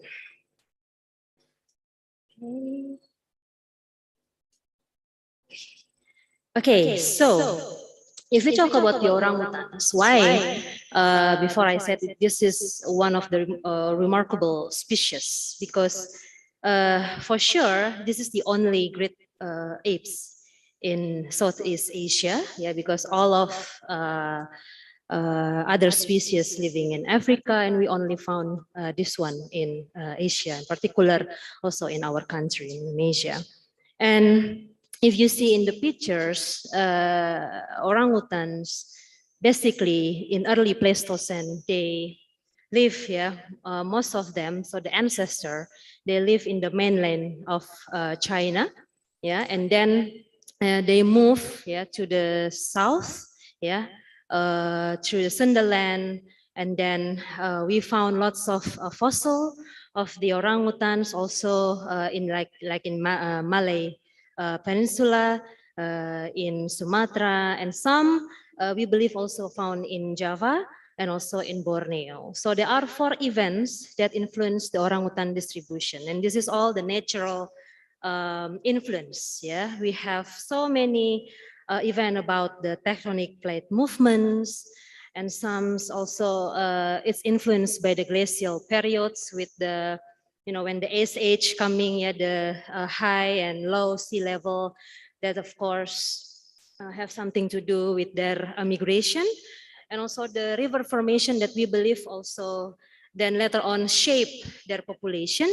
And the last one is the volcanic eruption, and especially the, which happened in Sumatra. So we try to understand about all this, let's say, geology evidence and what it has something to do, yeah, with the population of the recent orangutans. Okay, so first, sorry, I think I missed this one, yeah, but talking about the phylogeny of the orangutans, and especially the taxonomy, it's not really that easy as well, because we found out that the speciation in this particular genus is not really following the, let's say, maybe we can say like conservative biology species understanding, yeah, which when we say about different species, so when they are mating, they might have offspring, but most of it, the offspring will be sterile, yeah, so they cannot really mating, yeah, but in some primates, yeah, especially like if we look at also the long-tailed macaques or the long-tailed macaques or the black macaques in Sulawesi, we found here and there the hybridization is actually happening, although we already said it's already a different species, and this is also happening with the orangutans. Yeah, so speciation, it might, it's not a completely already dispersed, yeah, with these two species. And if with the orangutan, we found the years where they differs, it might give us to the, it's not really completely different with the reproduction system. Yes, so if they can have a chance to meet up, they can mate, and then they could have offspring, which is also fertile. So this is what we actually have.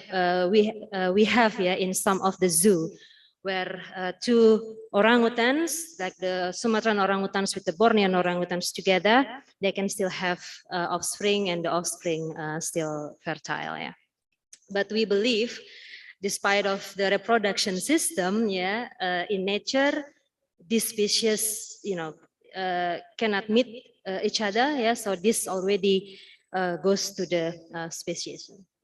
So this is what we try to see and try to look in the genetic perspective. So in present day, we have one species in Borneo with 3 subspecies, and then also now, yeah, we already have 2 species in Sumatra with Pongo abelii and Pongo tapanuliensis. Let's have a look with the Bornean orangutan first.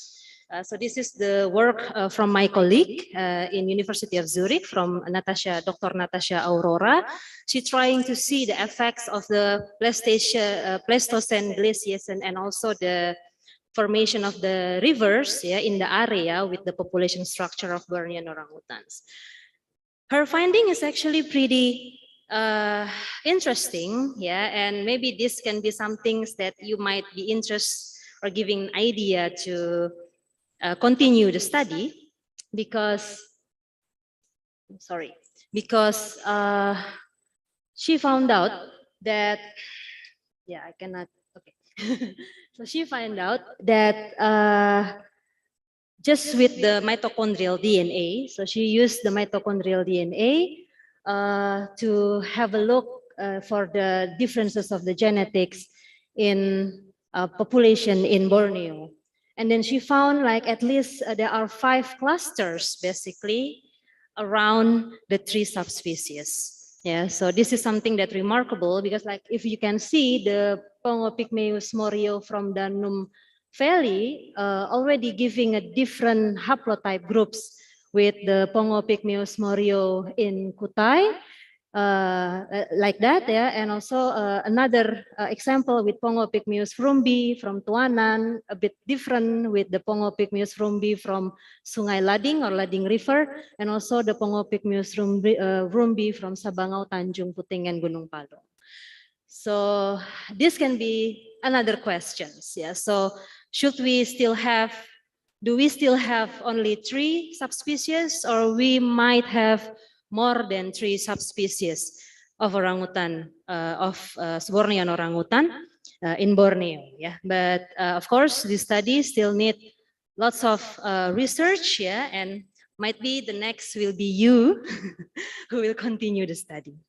Okay, so now we will have a look to the another island, yeah, in Sumatra. This is part of my study during my PhD back to before 2015. So at that time, we still know that there's only one species of orangutan in Sumatra, and this is very interesting to see and to investigate, because in political geology level, only orangutan in Sumatra that we can say it's endemic of Indonesia. Yeah, with the one that Borneo, we cannot say that because we also share it with another neighbor country. Yeah, so we have lots of data set for the Sumatran orangutans back from 2009 until 2017.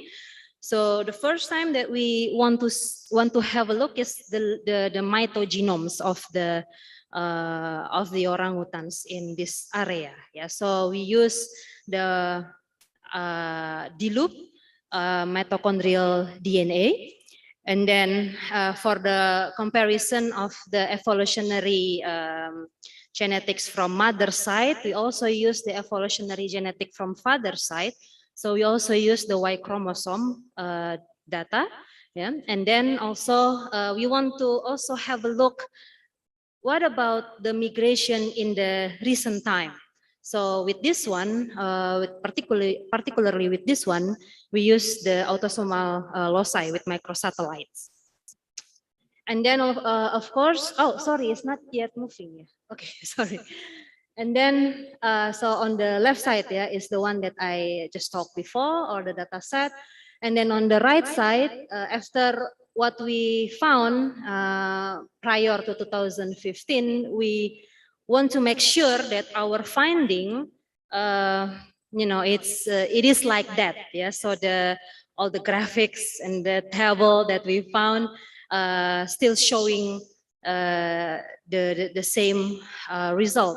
So we also add some samples, yeah, and then we try to continue the analysis with the whole genome of mitochondrial DNA. Okay, so before Dr. Van Noort Wujcik, Dr. Maria already talk a little bit about the remarkable of this migration moving of the female and male Sumatran orangutans. And we also try to make it clear to have it a look with our DNA sample. So with this one, we try to see how evolutionary migration that's shaping the population right now. So from mother side, we use the mitochondrial genome, and then from the father side, we use the Y chromosome genome. And if you see on the right side, A is for mitochondrial, B is for Y chromosome. You can see there that the clustering, the groups, the DNA groups on Sumatra, giving clear grouping, whilst the Batang Toru, the BT population, it gives little bit closer to the Bornean orangutan population. Yeah, so it's not together with the Sumatran orangutans. But if you have a look with the Y chromosome DNA, you can still look at in there that the Batang Toru population, the male Batang Toru population still share still closely share their DNA with the Sumatran orangutan. So then from here, we can also say, so compare it with the behavioral data that we have. It is true that in the orangutan, male disperse. So male just, love to go further, to go around, to have a large habitat area than the female. So female look like it's, they are more close, more love to stay with their mother's area. But this is if we have a look within the evolutionary perspective. And then we try to just have a look the sample, only with the Sumatran orangutans. So we try to analyze the molecular variation, also with mitochondrial and the Y chromosome.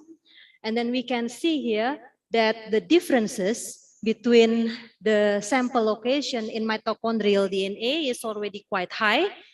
So almost 95% variation. While in the Y chromosome, it's still, it's still like 50-50, between and within the sample location. And then we can say that with mitochondrial DNA, we can say that they do have a clear population cluster with no gene flow, but within the population, if we just see from the Y chromosome, that male gene flow, we can see it still between the population. And then we try to have a look again, more detail in our whole genome mitochondria. So because before we just use like some part of mitochondria area, now we want to have a look in more wider area.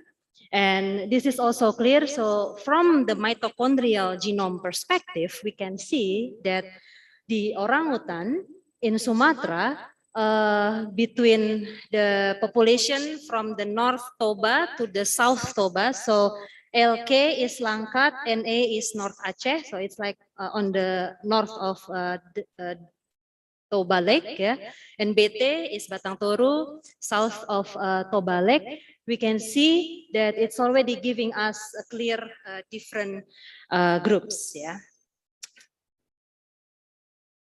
And then we also trying to doing it again, to find more detail, another analysis to make it if it's true or not. So we try another analysis perspective with around almost around 30 million SNPs from 37 individuals, and we try to see it with the PCA and the admixture analysis, and then here. Again, clearly the Pongo abelii and then Pongo tapanuliensis, the one that in North Lake Toba and the one in South Lake Toba, they giving us a different area, a different view, and then of course Pongo pygmaeus also showing us another group. Okay, so from this story, we try to make a story, not a story, but we try to explain what is actually happening with this orangutan species, in Sumatra and also in Borneo. So from another analysis that we do, we're trying to see the demographic history, and then we found out that the south of Toba population, it might be the most, old, the old population there is, so maybe it actually goes from the Sundaland, it goes first to the south of Toba, and then around 3 million years ago, 4 million years ago, it started to disperse to the north of Toba, Yeah, and then you know, some already comfortable to live there, some they still move around, yeah, but you can see a very deep differences between these two populations back to even almost 4 million years ago. While if we talk about the Bornean population, yeah, they still a bit move around recently, yeah, so it's just starting to divided around 600,000 years ago, and then around 7,000 years ago, there are some very special natural event or natural catastrophe that happened. And we try to see also with the geology data, and that's why we share that the eruption of Toba mountain before, yeah, now we only have the Toba Lake, yeah, which is actually the crater of the eruption back to around 70,000 or 80,000 years ago, that actually kill most of the biodiversity in the area. So then what we have now around the area is the survival biodiversity or the survival population, yeah, because then we can see lots of bottleneck also happening in around 70, 80,000 years ago. And then if you try to have a look the evidence back to the human also, yeah, especially in Indonesia or in this area, it's also connected to each other. Okay, so this is just the gene flow that we try to show that we have like one generation for 25 years, and then the mutation rate with the autosomal, yeah, taken around 1.5 billion site per generation. So we try to see the recent migration here, yeah, with autosomal loci, with structure, and then we found out that Batang Toru again giving a different cluster, giving a different DNA group, whilst the East Alas River and the West Alas River in the North Danau Toba or the Toba Lake, yeah, also giving two different population, yeah, or two different, yeah, big population. So we actually have at least 3 population of orangutan in Sumatra. But then if we try to have a look, okay, so yeah, it's not really working with the, but it's okay. So what I want to try to give an example here is actually the arrow. So we think that probably the population of the orangutan in Sumatra, they can move because we have Alas River in the middle, which is quite deep, and the orangutan cannot goes to another area, yeah, through Alas River. So they might go actually from the, you know, the area of the Suak Balimbing, Batu Ardan is actually going up. If they want to go to another area, just in the west Alas River, yeah, in the area. Sorry, so from the Langkat to the north Aceh, and then they go to Tripa, Ketambe, and then Suak. Yes, so Suak is actually already different than the population in Langkat. Yeah, and then so we still have a gene flow around there, but we don't have a gene flow from Batang Toru to the north area. And if we try to have a look the allelic versus the genetic diversity, we try to calculate, yeah, their differences and so on. We found that highest allelic and genetic diversity we have in Batang Toru. So this is again giving a highlight of the conservation status, yeah, of this population. Because if we lost this population in Batang Toru, then we will lose the orangutan diversity in the highest set of genes and alleles. So it's really important, basically, if we can protect the population in the South Toba. So that's why we come up, yeah, with this implication to the conservation management in 2017. We proposed, because we have the evidence from the mitochondrial DNA and then autosomal DNA with the recent gene flow, yeah, we also have the proof that the differences, the genetic differences between the orangutan that lives in North Batang Toba and the South Batang Toba is quite different. Yeah, it's already more than 2% of genetic differences. So then we propose them as two different species. One is the Pongo abelii and the other one is Pongo tapanuliensis.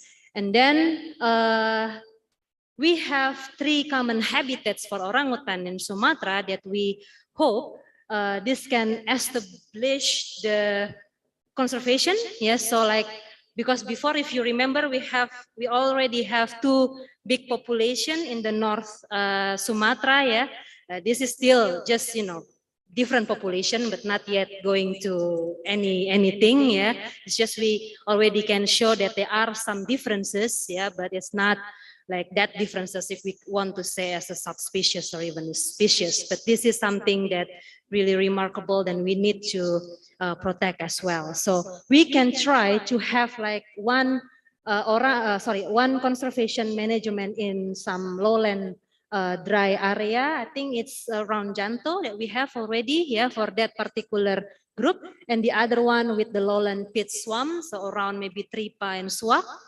And then the highland orangutan with the particularly Tapanuli orangutans. And our funding with the SNPs and some of the marker in the genetics area can also useful for species and subspecies identification. Okay, so Mbak Puji, this is, oh, okay, great. so I would like to So say that's the thank you conclusions, okay.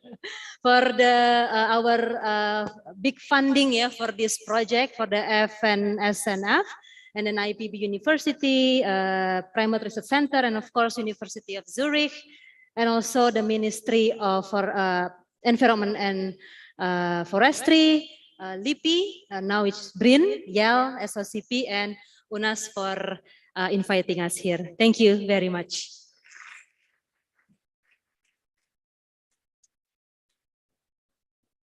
Okay, thank you, Mbak Puji and all speakers, and give applause again to all of them. Okay, thank you so much. So, before we open the question for audience here in auditorium and in the Zoom, so I have questions a bit about for all of you. So first from Mbak Tari. So if you think that caretakers or people in the rehabilitation center, also in captive management, they apply for medicine or antibiotic in their animals, that will be affected to the post-release animal, probably that they will have like less microbiome diversity compared to the what happened in the wild. So what do you think that probably you, I don't know, you, is there any solution for rehab center? Okay, thank you. Actually, this is depend on the case of the, if you use the antibiotic to take a treatment for the orangutan in rehabilitation center. But because actually for cure the orangutan is also, we have to have the treatment in if the orangutan get the disease. Actually, because the infectious diseases is also, you have to use the antibiotic if you want to that the orangutan is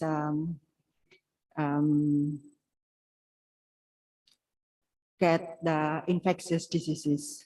Yes. That's that depend on the case. Actually, yes. Yeah. Which means that they have to limit the antibiotic use or medicine use for animal, but it depends on the what the case, like how How big, like how, what's para? Right? Yeah, that's actually depend on the susceptibility of the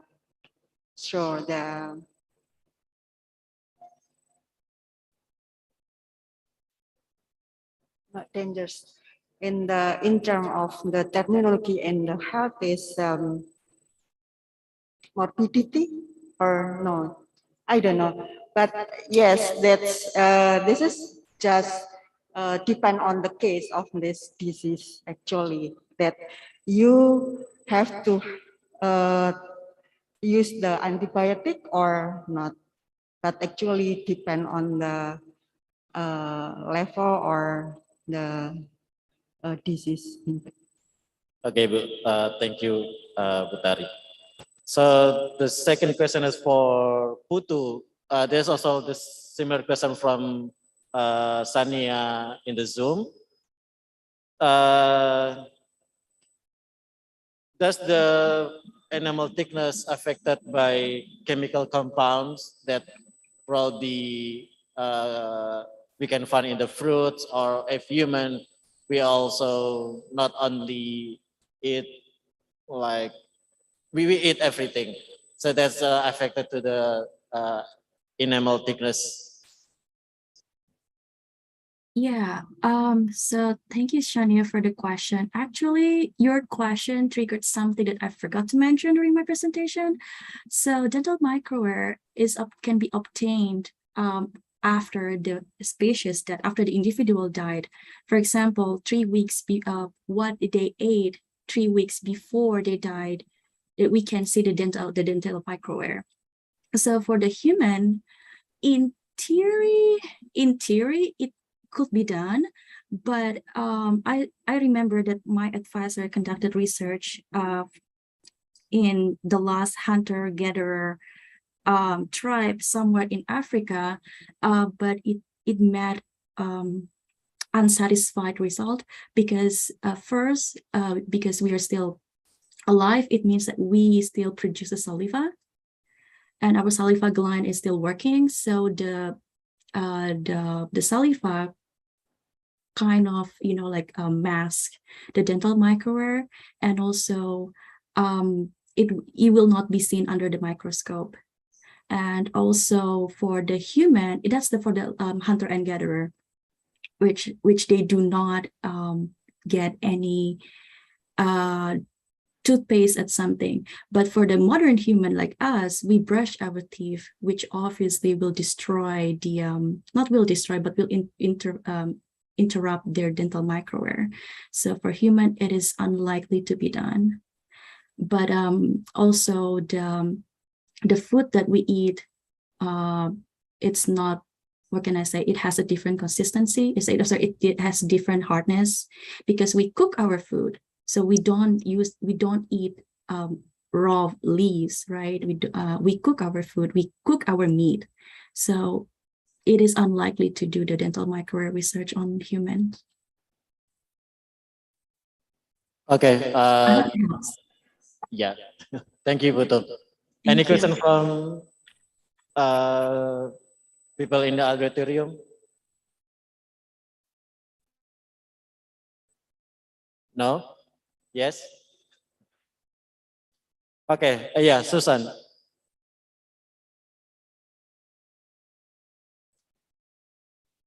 Thank you. Can you hear me? Thank you very much for all the very interesting talks. I have a gut microbiome question, please. This is potentially something that could be causing a lot of problems for primates rescued from the pet trade. How easy is it to assess the gut microbiome? What can rescue centers do to assess gut microbiome, or do they need to work with you and send samples to a laboratory? Because I don't know this well enough. What do you look for in a gut microbiome? I assume it's not the same as looking for bacteria and parasites, please.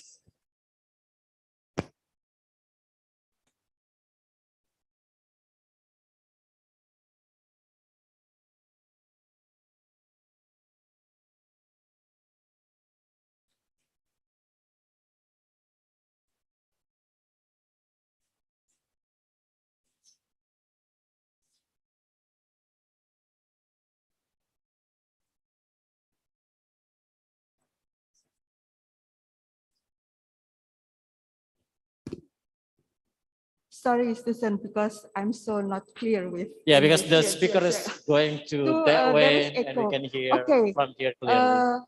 Maybe Mas Didi has also mentioned that what's actually to access the gut microbiome in the individuals. So to analyze or to characterize the gut microbiome. That's right? Okay. Actually, if you want to characterize the gut microbiome is just simple also, but actually we just amplify the genes that I mentioned in my presentation. We can use the 16S ribosomal RNA. That is one of the universal marker for characterize the gut microbiome.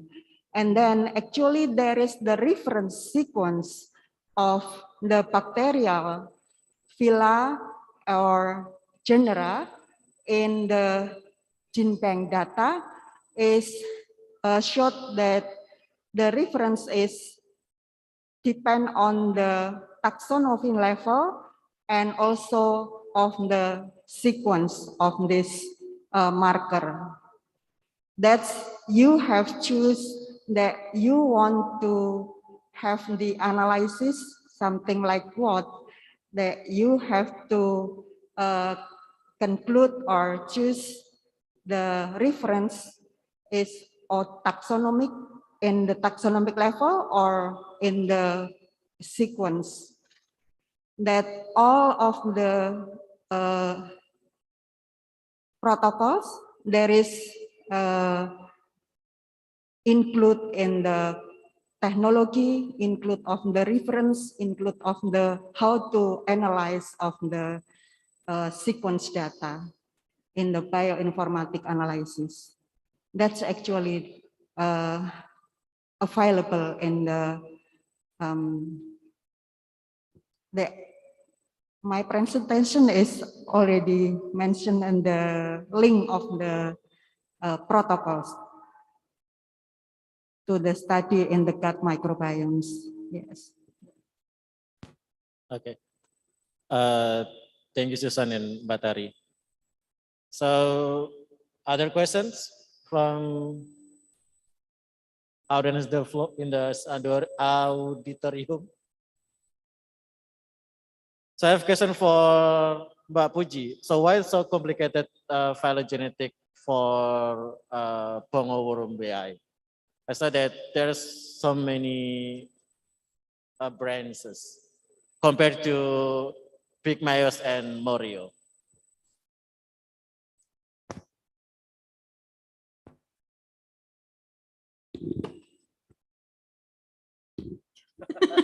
Sorry.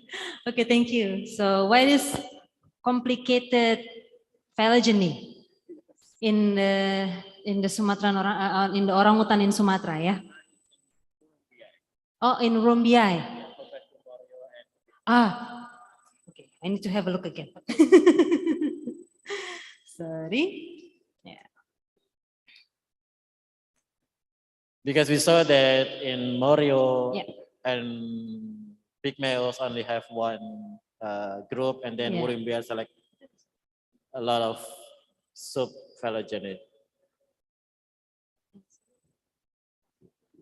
Yeah. I forgot the name of the river, that's why I'm asking first.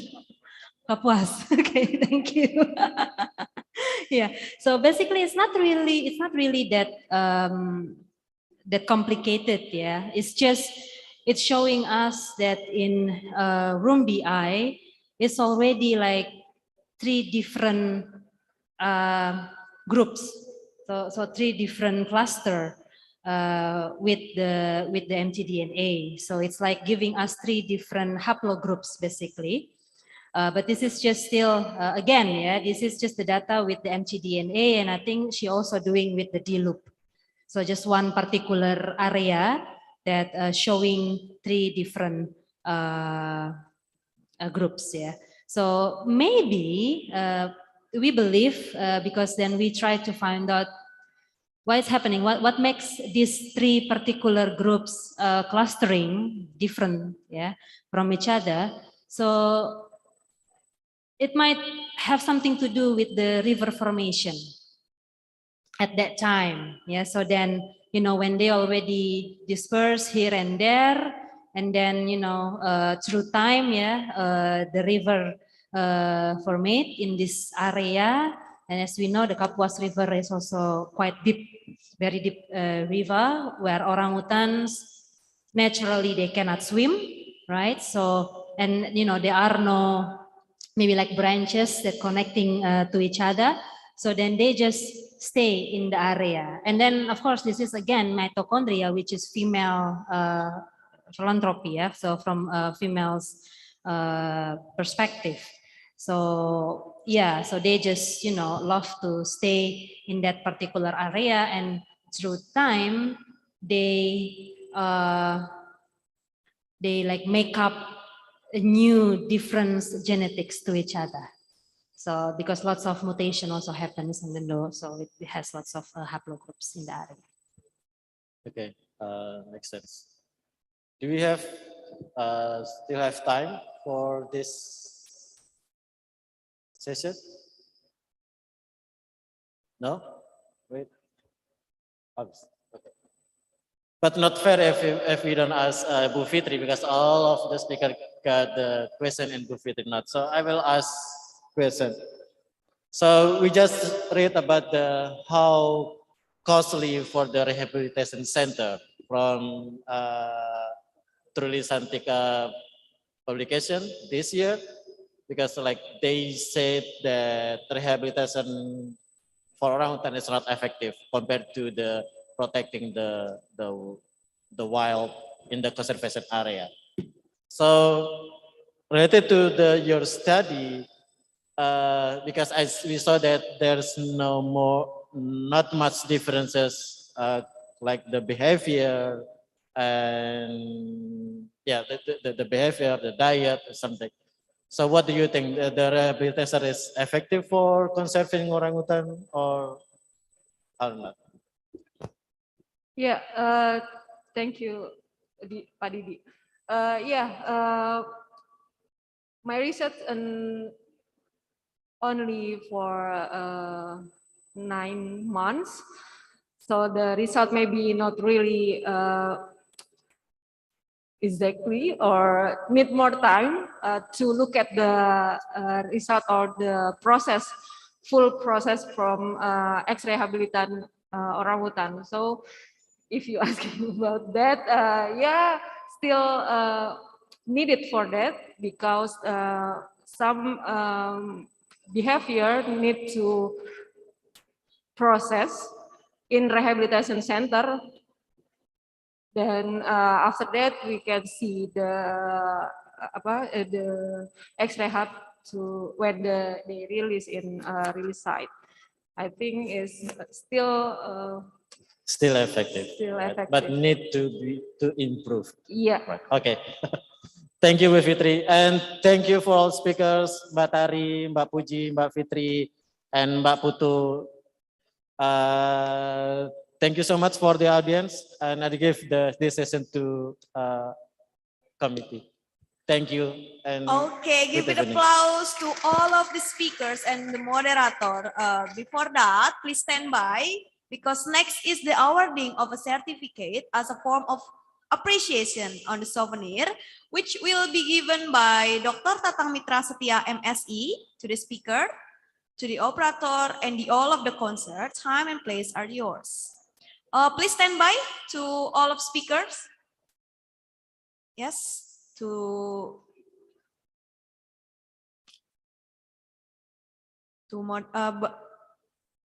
Mr. Didik, sertifikat. Yeah. I invite again Dr. Didik and Dr. Wuryanti, Miss Putu, Dr. Fitria Basalama, and Dr. Pujirianti for awarding of certificate. which will be given by Dr. Tatang. First for Dr. Wuryanti Setiadi, MSc. Yes, this certificate will be displayed on the screen. Okay, and this is the souvenir.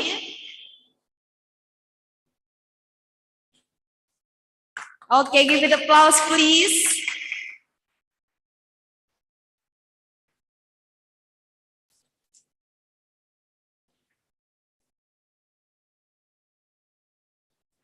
Okay, next for Miss Putu, still in the Zoom meeting.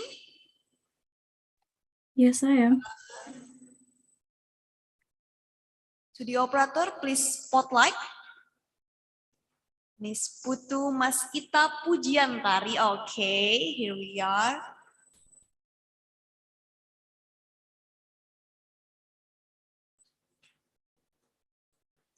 Okay, hello. Take a picture, please.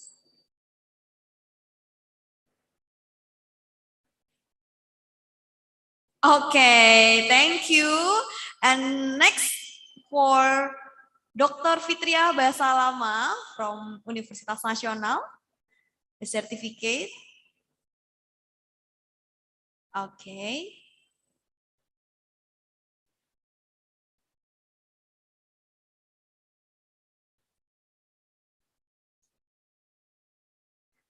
Okay, give it applause.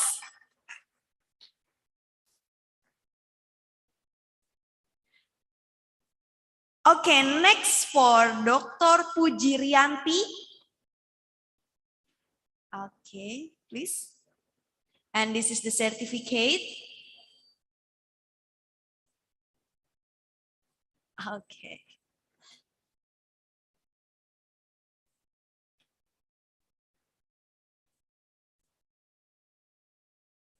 Okay, and for our moderator, Dr. Didik Prasetyo, and this is next the certificate, please. Wait. Okay, this is the certificate.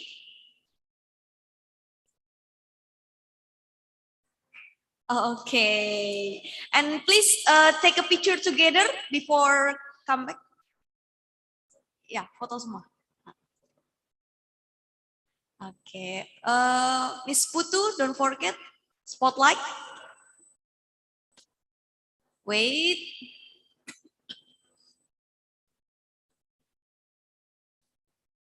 Okay. Smile.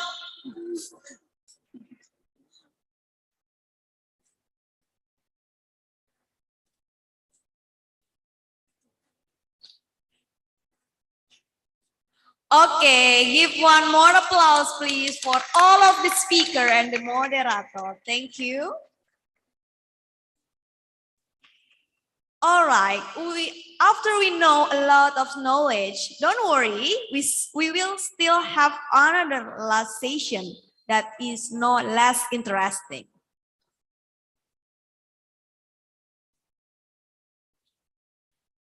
Yes, this is the last session. It's from 2 speakers and 1 moderator. First from Dr. Susan Sheni about research for the conservation of Kalimantan gibbons from Oxford Brookes University, UK. And last from Ms. Rahayu Octaviani, MSc, is about research for the conservation of Javan gibbons from Yayasan Kiara, Indonesia. With our moderator, Dr. Sriandarti Rahayu, MSc, and of course, I will read out the CV from Dr. Sriandarti. Dr. Sriandarti Rahayu, born in Bandung, 25 August 1958, as head lecturer in biology, faculty Universitas Nasional, bachelor degree in biology, faculty Universitas Pajajaran, master degree at plant taxonomy, IPB University, doctoral degree in plant taxonomy, IPB University. To two speakers and moderator, time and place are yours. Okay, give an applause to all of the speaker and moderator in the last session.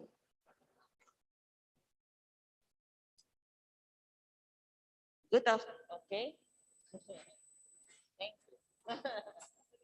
Hello. Okay, yeah.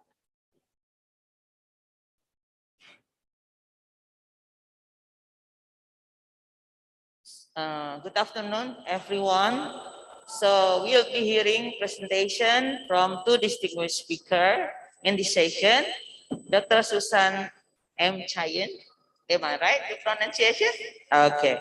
From Oxford Brookes University, United Kingdom, and Rahayu Oktaviani, MSc from Yayasan Fiara, Indonesia. So I would like to give time to each distinguished speaker about 20 minutes. Then after a presentation, we are going to have discussion session, okay?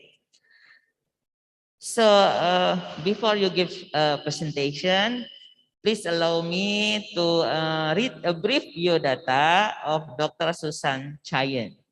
So Dr. Susan Chayen is distinguished doctor from Oxford Brookes University, UK.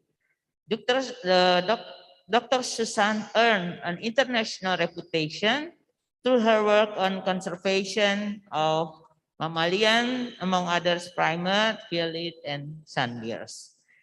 So Dr. Susan Chayen has ever got 21 research grants, and her research is featured in over 61 scientific publications and numerous popular press articles. And she got an award for Mars Award for Conservation Biology in 2017, right? Okay. So Dr. Susan Chayen will give presentation about gibbon. Gibbon from Kalimantan, right? Yeah. Okay. Dr. Susan Chayen, time is yours. 20 minutes, okay?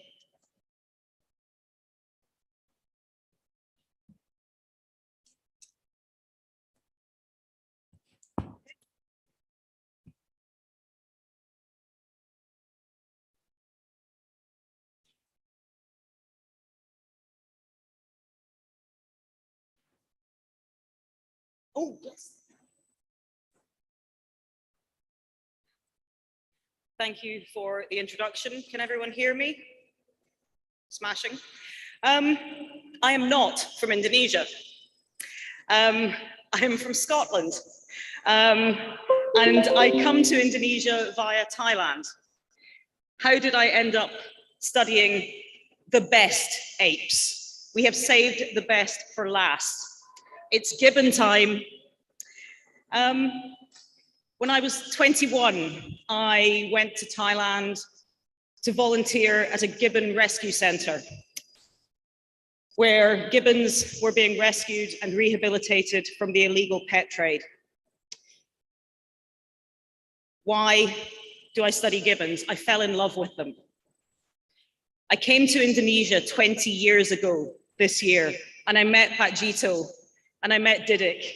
And Didik, bless him, helped me go through the permit process for the first time. I don't know if I ever thanked you enough. Thank you.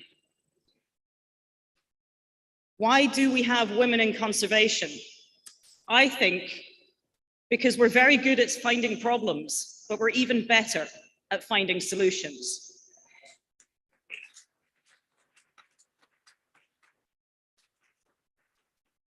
So today I hope to show you some long-term data that we're using. We're using good science to create conservation action, but not just conservation action with science, but at the end, conservation action with people. So we have 4 species of gibbons in Kalimantan.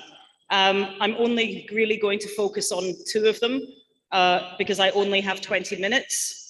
Anyone that knows me knows that I could talk about gibbons for maybe 20 hours, or indeed, as I have done, 20 years. I'm going to focus on Hylobates albibarbus and Hylobates mulleri. All the gibbons of Borneo and of Kalimantan are endangered under the IUCN Red List, which we updated in 2020.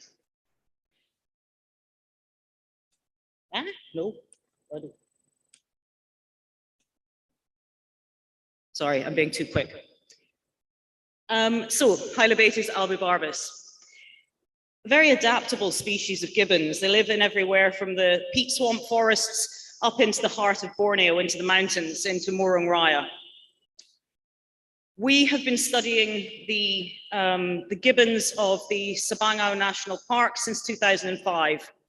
It's the longest running direct study where we've been daily following these primates. Obviously, we stopped in 2020 because of COVID and concerns over possible transmission, but we have detailed information on 8 different groups, and we are regularly following 3. So I'm going to present some of the data from this long-term study. And I think it's important to recognize that short-term studies where we get an idea, a snapshot, info sedikit, are really important because it allows us to ask further questions.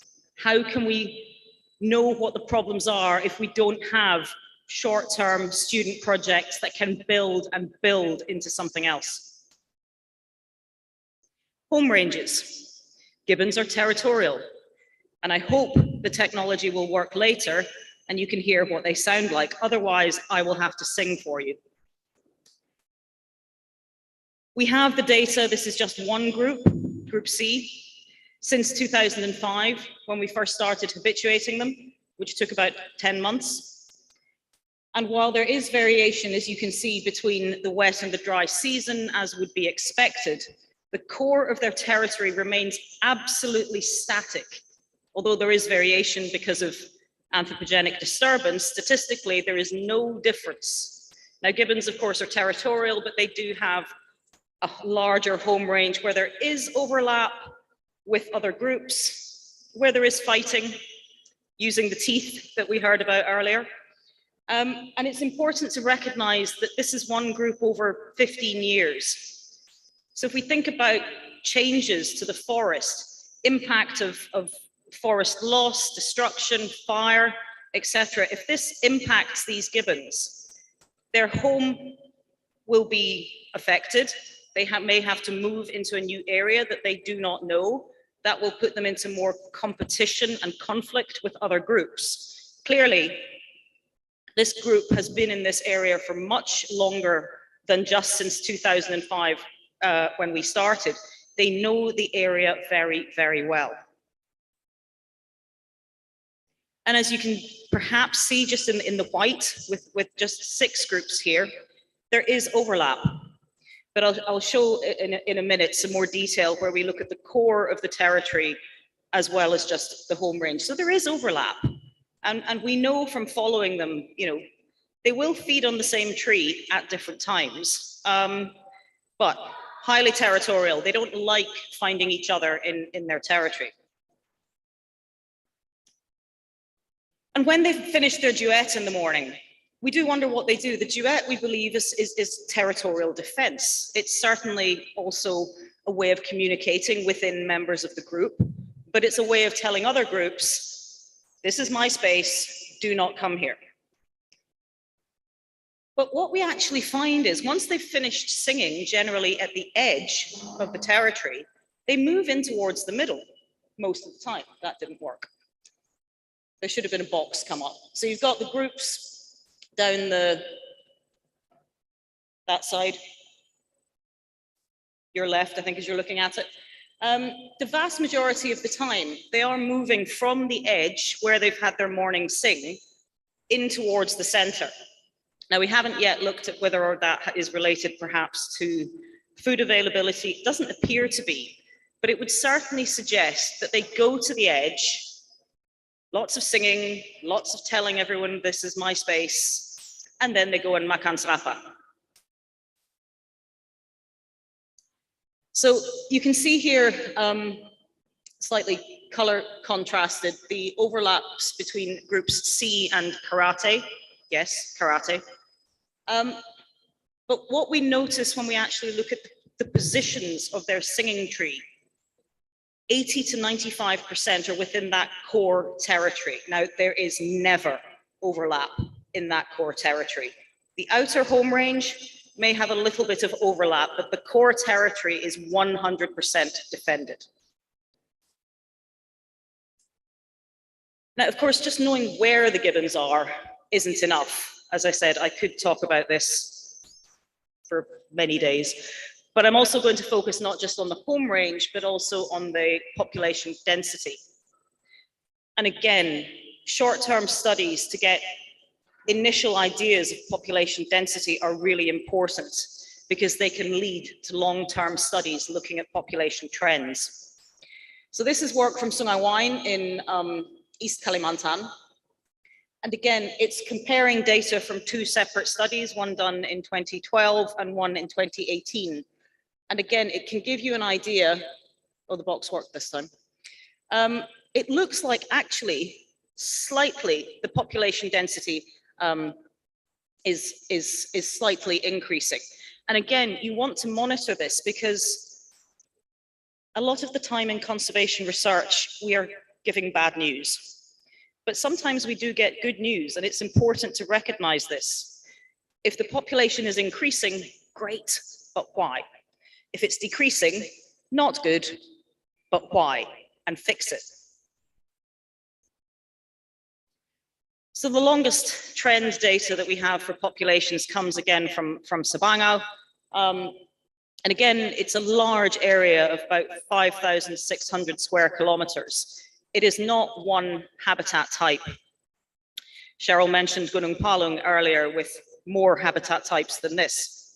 It means that if you do a population survey in one habitat type, you cannot assume to extrapolate that to the entire landscape, which is why we have to survey in all the different types. I actually, at the bottom, the kind of lighter blue is another landscape that we work in for comparison. And as you can see, there are trends. And I won't go into all the detail, but we use this to understand what was happening at the time. For example, large fire events that might have impacted the forest, which comes with, and I will talk about in a minute, fire does not come alone, unfortunately. Right.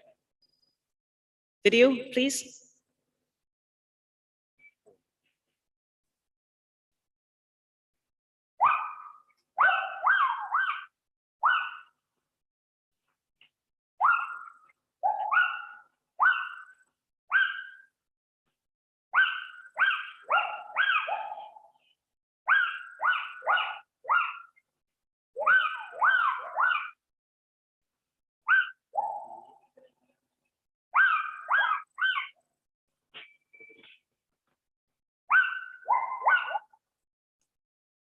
So that was the adult male, Captain Callowate of Group C. You could hear the female in the background. I am sure you will agree that hearing that is better than hearing me do an imitation. So what about their singing? And why are we looking at their singing behavior as well as density and ranging? Well, they sing pagi-pagi. So they start around 4:30. So if you're really wanting to study gibbons, you've got to get up early.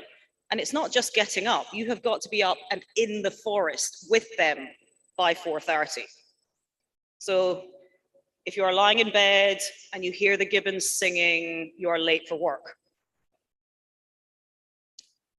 But there is, of course, variation in when they sing. Just because they start singing, and it's quite often the male that you just heard, he will often start first. And sometimes the female, the amalas, she doesn't join in. Most of the time she will, but it will take them some time to warm up before they actually go into the full great call duet, where it's the male, the female with the really long, loud call, and then the male again. And that does start a bit later. So starts, while the first calls may start around 4:30, the actual big full duet starts between 5:30 and 6:20, more or less. And this doesn't really change throughout the year, at least in Sabang. Tapi mereka tidak suka hujan. They do not like the rain. If it has rained the night before or is raining very early in the morning, no singing, which means we stay in bed. They also don't really like the wind. Also understandable, they live in the canopies of the trees. If it is very windy, the trees, goyang. But temperature and cloud cover does not appear to affect their singing. What does affect it though, badly?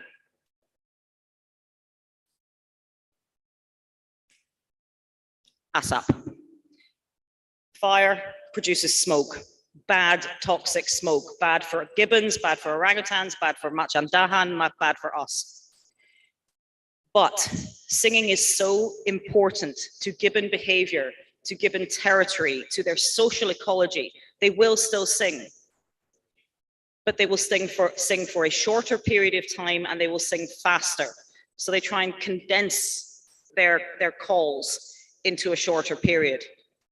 And as we see repeated fire events, we don't yet know the long-term impact that this behavior change is going to have on gibbon socioecology, territoriality, and behavior. So again, the average singing bout is significantly less. The number of days spent singing is also significantly less during these big fire events, where sometimes the smoke haze is so bad you do not see the sun for 3 months. But what can we do about it? This is the thing. There are a diverse number of problems in conservation of any species, but I do believe that means there is also a diverse number of solutions. And one of the things that we worked on with Borneo Nature Foundation as part of this work in 2015, we published a book, a children's book in Bahasa Indonesia and English, same book, 2 languages, about the little gibbon who lost his song because of the smoke. Over the last couple of years, we have worked with an app developer to turn that into a free app. Again, Bahasa Inggris, Bahasa Indonesia, you can read it yourself, you can have it read to you, there's extra content, you can hear what the animals sound like. So we're taking the science, we're trying to create conservation action, and we're reaching out to people. And you can go to the jungle from your own house, also free. This picture on the right-hand side is in my house. I'm following Theo, one of the orangutans from Sabang, using augmented reality. You can do this on your phone. This information is based on 2 real gibbon, a real orangutan, based on real information that we have found by following them, by studying their behavioral ecology, and now it's in a game. Again, free. Again, finding different ways of reaching out to people, because empowering people with knowledge is the only way, I believe, that you can get someone to make a difference. Like with conservation. When I was 10, I wanted to save the world. I told my parents I was going to save the world. That is a bit too much to ask. So we can think, what small difference can we make? How can we do it? Well, I would argue the best way to do good conservation is to use good science.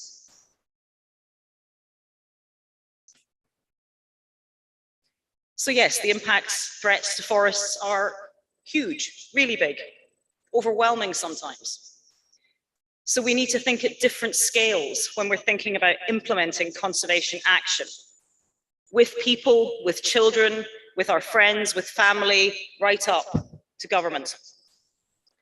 So we need multiple and adaptive different levels of conservation. Again, we find a solution, we try it. Did it work? Great, we continue. If it didn't work, why? Rethink, restart, try again. Local leadership, integration, capacity building, and education, on the ground conservation efforts, monitoring, evaluation, And as we did in the last 3 days, publishing our work with the workshop we've just had here at UNAS for the last 3 days about helping early career Indonesians share their amazing research and getting it published. This is key. So, quick conclusions. Gibbons have established and fixed home ranges and territories, but the loss of forest leads to the loss of gibbon groups, because the size of their territory and the range and the position of it rarely changes. And again, 15 years, 17 years is not that long in the lifespan of a gibbon. Gibbon duets definitely are defensive because, about 50% of the core singing trees are in the core range, and they will go to the edge of the territory to sing and then return or move back to the middle when they're finished. But gibbon singing is very badly affected by climate, anthropogenic effects, and they're okay with rain, they just don't really like it. But scientific data can be used to create engaging, interesting, and accurate education and outreach materials so that we can raise awareness. And the conservation problems, as I said, and I will say it again, are conservation problems for all species, but gibbons are diverse, and conservation solutions must be underpinned by good science. Borneo Nature Foundation are absolutely critical in this, and none of this work is possible without all of my colleagues there, but also through UNAS, the National Park, with Bryn, and the various other universities, University of Palangkaraya, University Mularmawan in Samarinda, who helped with the survey in Sungai Wain, and Universitas Muhammadiyah Palangkaraya, and countless funders, students, collaborators, researchers, and of course, the Borneo Nature Foundation team, without whom none of this is possible. I thank you very much for your attention and for the invitation. I am so happy to be back in Indonesia after 2.5 years. Thank you.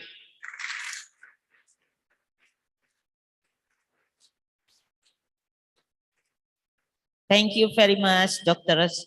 Susan Chayen, for giving such informative and interesting information. Ladies and gentlemen, let me welcome the second distinguished speaker, Rahayu Oktaviani, MSc. Okay, Ms. Rahayu, you can go over there. Yeah. Before Rahayu Oktaviani, MSc, gives speech, let me read a brief biodata of Rahayu Oktaviani, FEC. Rahayu Oktaviani, MSc is the director of Yayasan Konservasi Ekosistem Alam Indonesia, or KIARA. She is a primatologist, national geographic explorer. She got many awards, around 6. Rahayu Oktaviani has published many scientific papers. Rahayu Oktaviani, time is yours. Okay. Thank you, Bu Sri. Good afternoon, everyone. I hope everyone is still awake.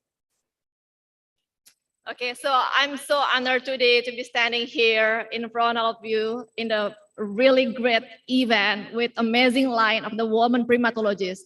I'm so inspired by your works.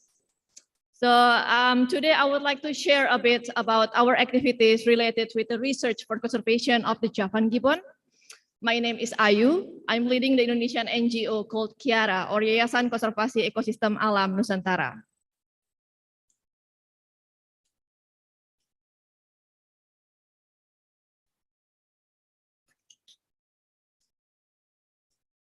Okay, find it. Yes, I know it's not a gibbon. We're speaking a lot about orangutan today, and now it's time for gibbon to rise. So let me tell you a bit about my story. So when I was an undergrad student, I knew exactly that I have interest for the world of the primatology. And just as like the other students or some of the students who love primates, orangutan was my first love. I already had a mission that I would conduct a research about the orangutan behavior in the wild for my bachelor thesis. However, I have to bury my dream. I had no chance due to limited funding. And I end up with the Javan gibbons because my professor asked me to do so. It was close and it was free. I was really hesitated at the first because I want to study orangutan, why I end up with the Javan gibbon. I even rarely hear stories about the Javan gibbon at all. In my younger mind, Javan gibbon is not as sexy as orangutan. Javan gibbon is not charismatic. And the location is in Java. What's left in Java? I thought at the time that the real jungles lies in Borneo. But then, because I need to be graduate, I took the chance. And I studied about the vocalization about the Javan gibbons, which I never had to really hear before. I never heard the song before. But then in the forest, the magic could happen. I hear the most beautiful song about the female Javan gibbon roaming in the wild. It's so beautiful. And I want you to have the same experience as mine because I want to bring the gibbons into spotlight, not only the orangutan. Pak, tolong nyalakan.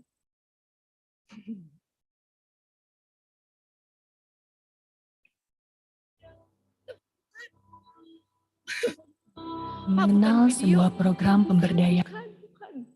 Yang suara. So,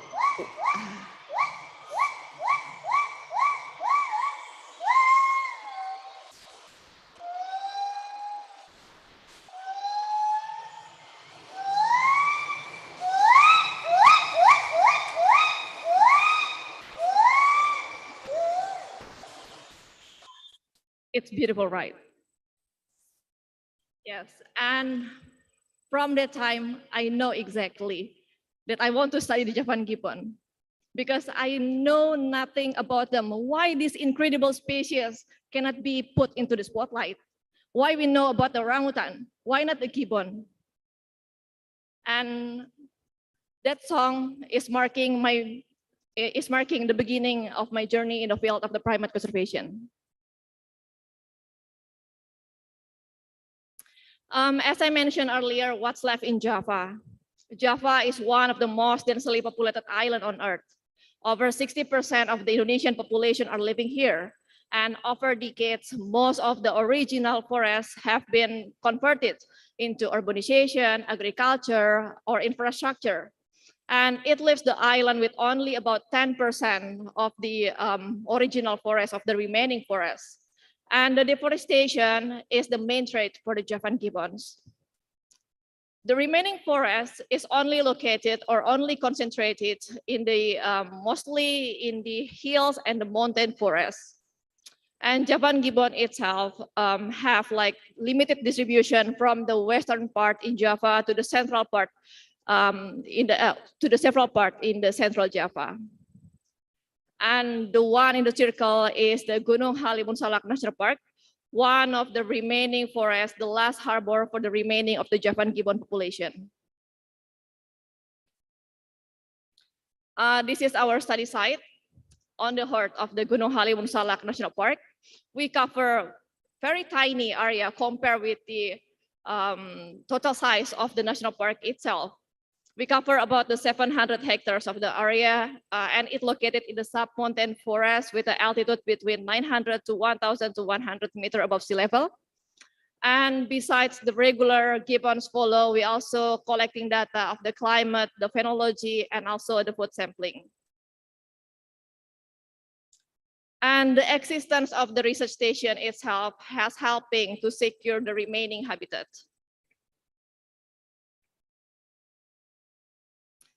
For the long-term behavioral research, it's actually began in 2007, initiated by the Eva Women's University from South Korea.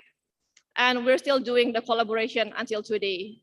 And we conducted the gibbon follow from dawn to dusk during their active time, using the focal animal samplings with the ad libitum as well. And our work cannot be done without help by our field team. We are really appreciate their works because they are not only the data gatherers, but they're also the backbone of the conservation. So for the Javan gibbon itself, as the result of our long-term observation, demography is really fundamental. But information is often unavailable for animals with a long lifespan and the slow life histories. And here we aim to provide some insight about the demography of this endangered species. So until today, we are following 3 groups of the Javan gibbon that we call as the Group A, Group B, and the Group S. One of the results of our long-term observation, we could find that the Javan gibbon have the interbirth interval about 3 to 3.5 years. And over the 14 years of the study, we know that the gibbons are really compact with each other between the female and male. I mean, for the adult pair, all the non-adults remain paired with their original partners in their home range, suggesting that the lifespan of the paired adults of the Javan gibbon at Citalahap at our site typically exceeds for the more than 14 years. So this is the home range of the 3 groups of the Javan gibbon. It's overlapping between each other. And gibbons are really territorial species, but based on our long-term observation, we found out that the mean home range of the Javan gibbon is about 34 hectares. And Javan gibbons in higher elevation, especially in our place, have bigger home range size compared with the Javan gibbon in the lowland population. While in the home range itself, we could see the core area that keep changing over the time according to where the important resources is. And one of the most interesting thing is one of the important resources for the Javan gibbon is fig. Figs are not the fallback food. Figs provide really important food of the Javan gibbon. It consists of more than 10% of their feeding time. And we thought that it is because the asynchronous fruiting pattern, very different with the other fruit species.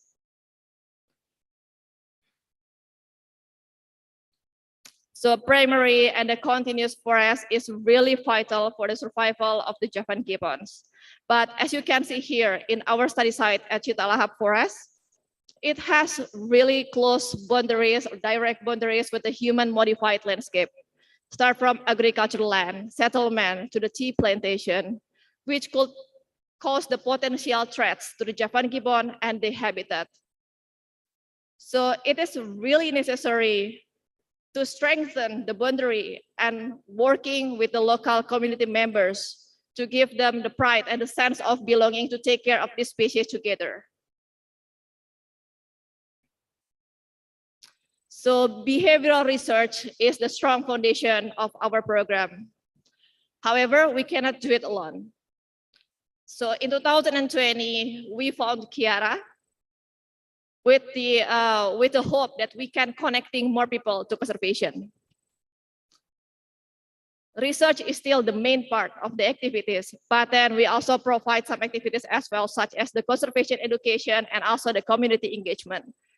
Because we believe to conserve a species, we need to ensure the needs of the species and people are balanced. In the research itself, we try to increasing the capacity of our local assistant by bringing the expert into the field site and sharing their knowledge and expertise. And we also provide the equal opportunity for the Indonesian students to reach more Indonesian students to be the next generation of the primatologists and conservationists. And for the conservation education program, before the pandemic happened, we have 2 regular classes at 2 different schools around our working area, but then it has to stop due to the pandemic. But one of the strategy that we are working on is by using the folklores and the local stories, because folklores and the local stories that belongs to the local community is almost gone. And we have to give it back to the community as well. And it's one of the part to reach the community and to feel like the Javan gibbon and the habitat is also part of them. And one of the activity that we are initiate recently is through the community engagement program. because we want to provide the gender equity both for men and women. Usually we provide the trainings for the men because they are the local guides for the ecotourism sectors. But sometimes women are excluded. So we want to hear about their sound. We want to hear their voice. And that's why we provide the community engagement program. As the researchers, as the scientists, we have the moral responsibility to share our findings. And it has to be reached to the policymaker to be the consideration of their decision making. But how about the local community? Can they understand about the research finding while they can see us go back and forth to the forest every day? Why we have to take care about the species? Why not human? They might be asked this some question. So we try to solve this issue by providing, by translating all of the really difficult terms that coming from the research finding into something that more simple. Start from the information board. The children book, it looks really colorful, I know, but it's really helpful to be understand and to be spread out for the awareness program. And able to follow the endangered species day by day is a privilege. It really is a privilege. A privilege that we have to spread out entirely and widely, not only just leave it in the ivory tower. I want to use this opportunity to introduce you with Noi. Noi is our local champion. He used to work as cook at the initiation of the project, but then his cooking wasn't delicious. So we changed his role. We brought him to the forest. And surprisingly, when he was in the forest, we could see the spark in his eyes. We could see all of his curiosity. We could see his eagerness to learn. And we would try to provide the medium for him to learn. And now he's already graduated from the bachelor degree.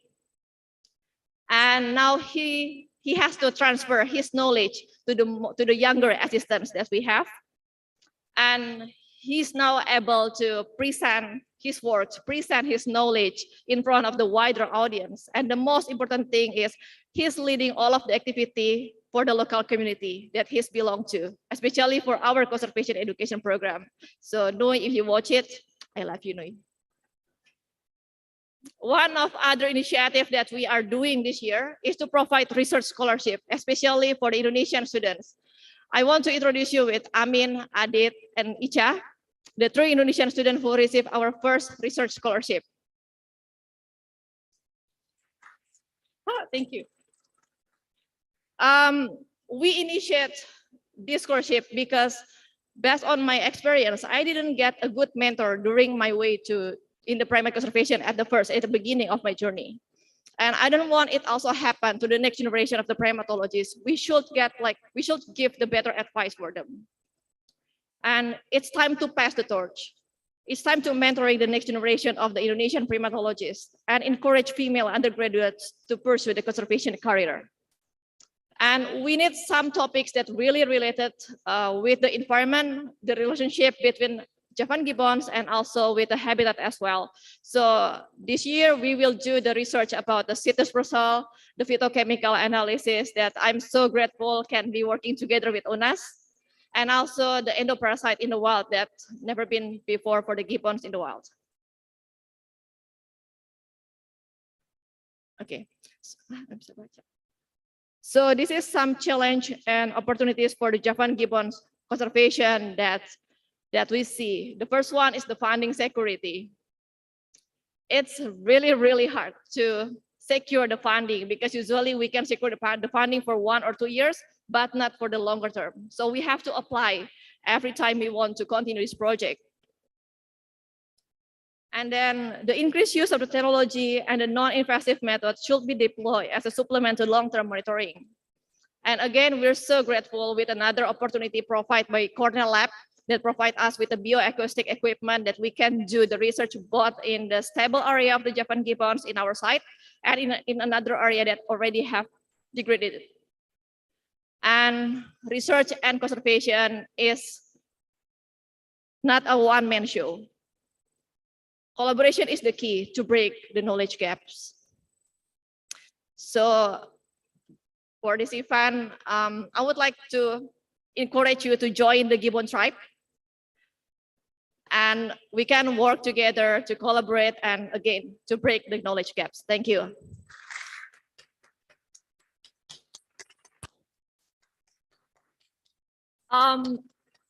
If time is low, okay. If time is low, so I would like to show you a short video about our community engagement program. I know it's not the gibbon show, but then I think it's a perfect day to celebrate women. Pak, tolong.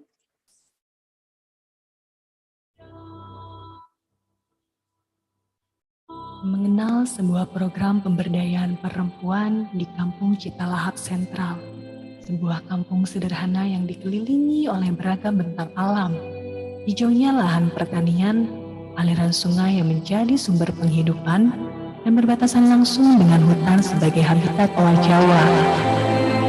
Di kampung ini, para perempuan tidak hanya menjalani perannya dalam keluarga, tetapi mereka juga kompak untuk berdaya dengan memanfaatkan beragam jenis tumbuhan yang hidup di sekitar kampung ini.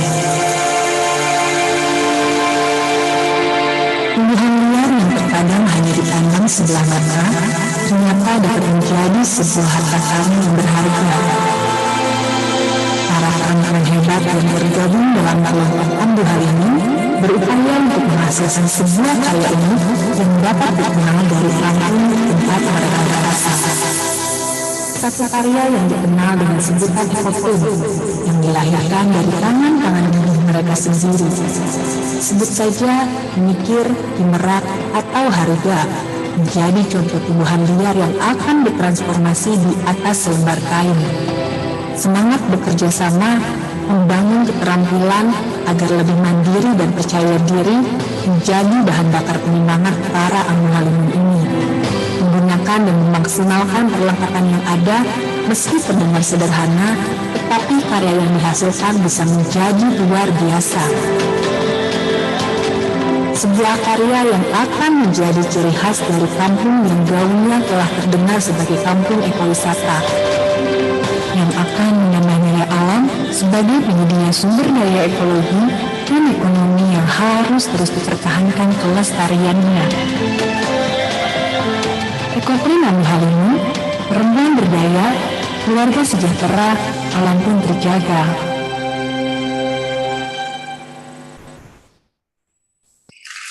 Thank you.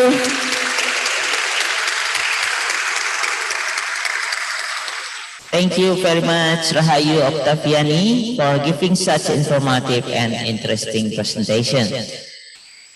Thank you for all the distinguished presenter. Now we come to the discussion, question and answer. Maybe from some audience, you can write the question in the chat, and for the audience in this room, with raised hand. So please mention the name, institution, and which distinguished speaker the question is addressed. Any question?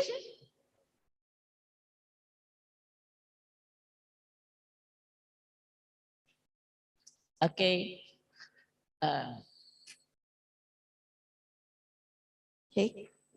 Hello, it's me Ira from Universitas Nasional. I want to ask one question to Dr. Susan. Before that, both of you presentation is very, very interesting for me. And sorry if the question sounds basic, but I really want to know what attracts you so much to Kalimantan gibbons among many other primates, and how you fell in love with these primates for the first time. Thank you.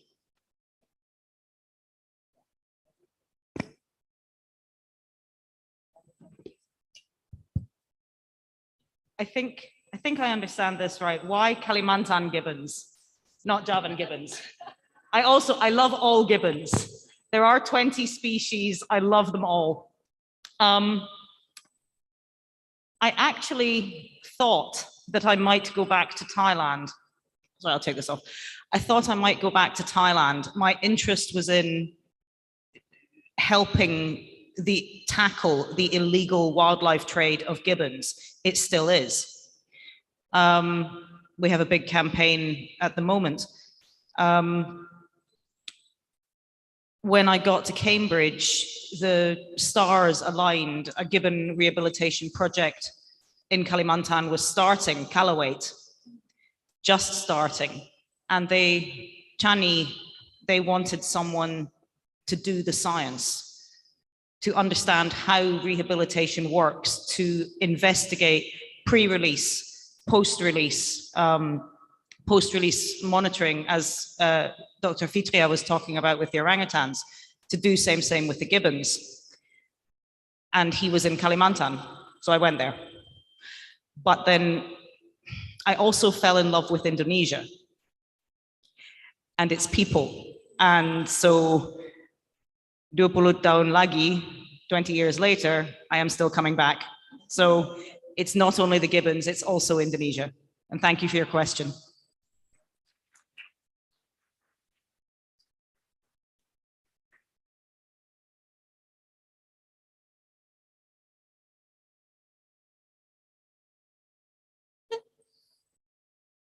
Yeah, sure. Please come nearer here. I don't hear clearly.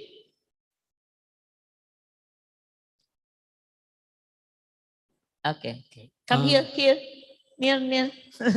Because here is not, can't hear clearly. Yeah, I would like to give a very big appreciation to both of you. As an Indonesian, I'm almost crying to see the future of the gibbon. I come from Java, and I think Java Island, when I was a child, I still could see some gibbons in the forest. But nowadays, it's almost, even I cannot hear the calls anymore. Of course, I can hear, but only in the zoo. It's very sad.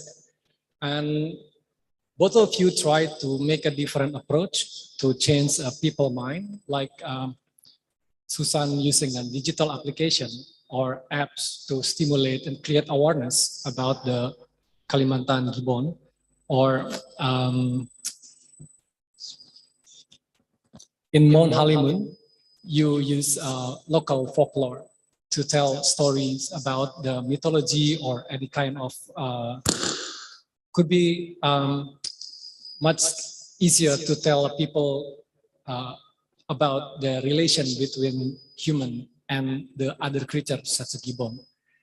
But I think I'm really afraid this is kind of very small, not really big impact to the real situation. Java is kind of small example what happened in the big archipelago right now. And last year, I went to East Kalimantan, and also could be the future of Indonesian capital. And also the threat to the gibbon is will be more or less like what happened in Java. Let's say in the next 20 years, it's going to be something very impactful to the environment will happen. I'm just. So the question is, I'm not just how our position as an Indonesian who still have industrial characteristic, because if you're talking about animal or other creatures to people, in general people, they mostly ignorance. I mean, this kind of anthropocentric mental is still there. And when we try to talking about other species, it's always put the human on the center. This is kind of the big task, I think, not only for gibbon, for other primates. How we could change, for example, such as in the real policies, or maybe in the long term of education and the school, or perhaps from the other factors, for example, like spiritual or religions. Okay, thank you. For both speaker or for Rahayu? For both speaker? Yeah, for both speaker. Okay.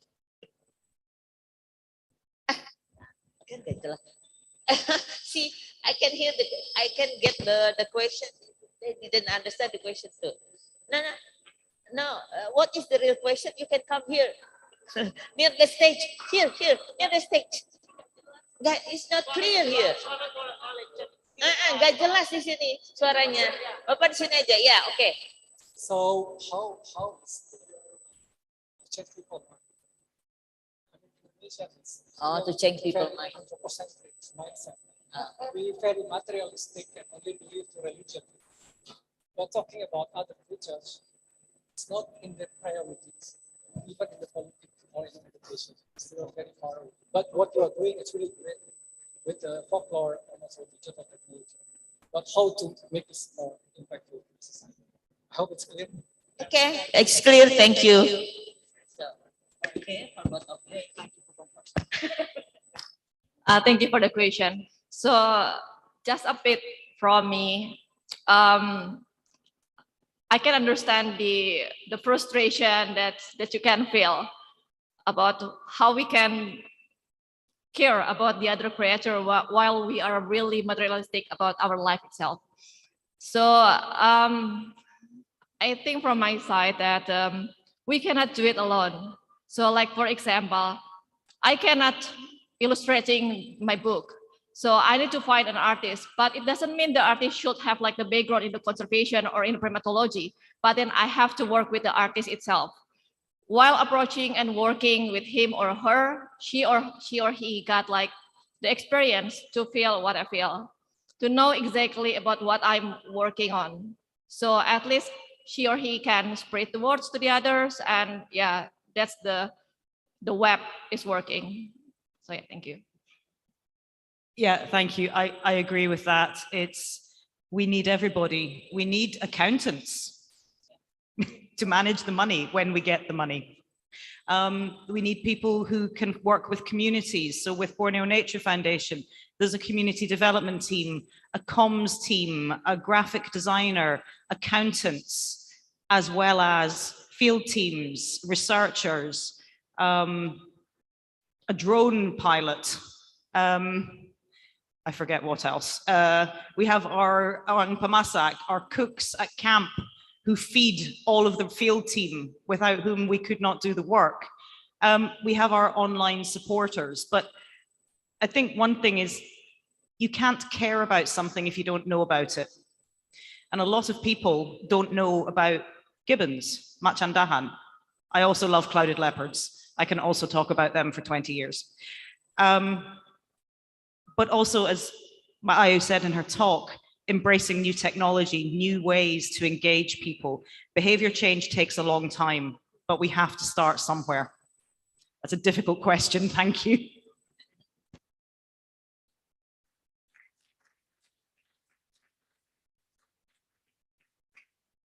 This is the question from the Zoom. It's from Septia, IR Indonesia for Hayu Octaviani. So as a primatologist and conservationist, what are the strong points you might use to change people's behavior to let Javan gibbon live in their forests? That's the question.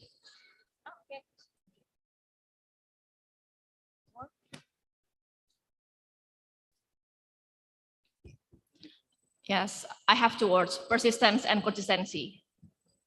So yeah, very simple one: persistence and consistency. That's two words that I want to say about the strong points to keep working to behavioral change and also to working as a primatologist and a conservationist. Yes, okay. So this question is for Susan. Hi, Susan. You are one of the most renewed gibbon researcher, and then must be so many data you have collected through the years. Yet you are also one of the most renewed wildlife and conservation storyteller, despite of your scientific background rather than communication background. So how do you manage to sort out the data you have to become a story that you tell the others? Are there any some do and don't for you to do this, right?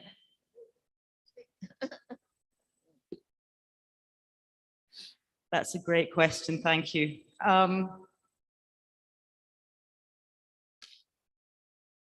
I love stories.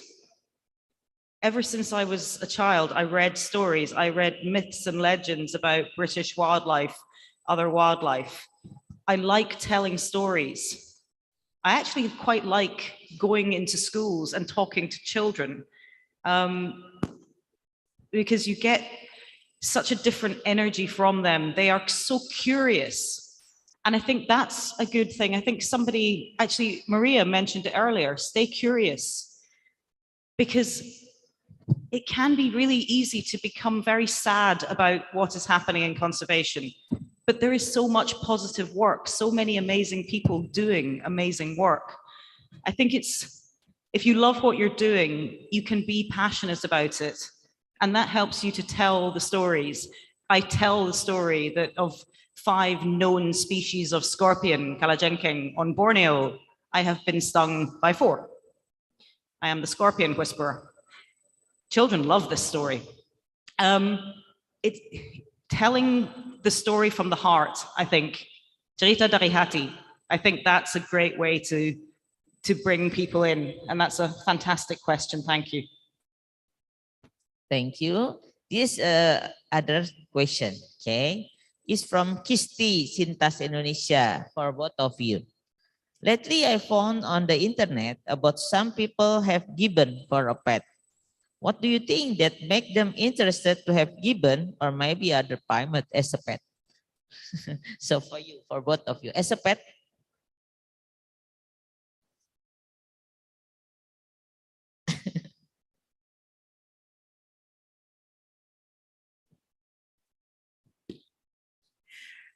Thank you. These are all excellent but difficult questions.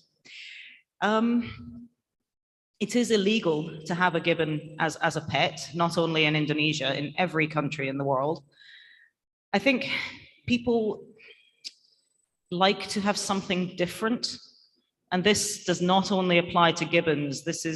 There is an illegal pet trade problem in the United Kingdom as well, not with gibbons, happily. People like to have something different. But a good place to look for information is Gibbonesia. It's an Indonesian campaign to promote positive non-ownership of gibbons, to explain why they belong in the wild. They don't make good pets. As we saw earlier, they have big teeth when they grow up. Most primates do. They don't make good pets. Get a cat or a dog. Or if you really want to see what it's like to be with a gibbon, download the app and follow one in the wild. If you're talking about the motivation why some people eager to have gibbons as a pet, there are several motivations. For example, humans basically need to take care of something, take care of the children. So it's like the basic natural instinct that we have. And I think it also happened with the one who wants to have a pet, to have the gibbon as a pet. That's one of the motivation. Other thing is, we knew that during pandemic, people are getting bored at homes, and the pet trade is actually increasing simply because people want to something new. And also there's another motivation to show it for the content in the social media. So there's several motivation that that happen to everyone that want to have gibbons as the pet. But then, as Susan mentioned earlier, that Gibbonesia is also working on a campaign to reach wider audience to tackle this issue from the side of the conservation education. Thank you. Is there any question from this room? No? So, okay. So, ladies and gentlemen, we finally come to the end of this gibbon session. So, before I close this session, I would like, maybe I don't have to conclude what the presenters have presented because it's very clear for all of us, okay? So, I would like to thank so much to the 2 distinguished speakers for informative and interesting presentation, and to participants for very active participation. So please give applause to 4 distinguished speakers and for you all.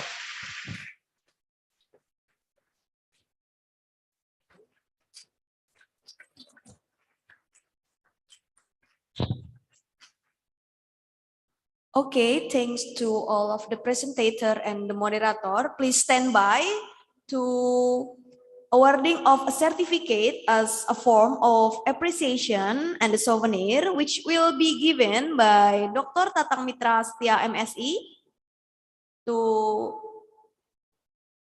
Dr. Tatang Mitra. Time and place are yours. Yes, please stay there.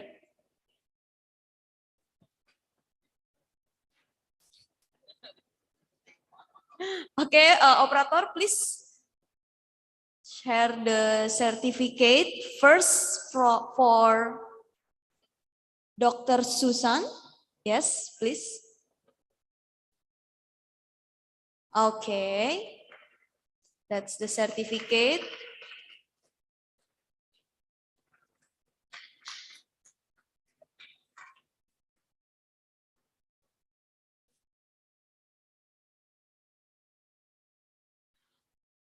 Okay, the next one is for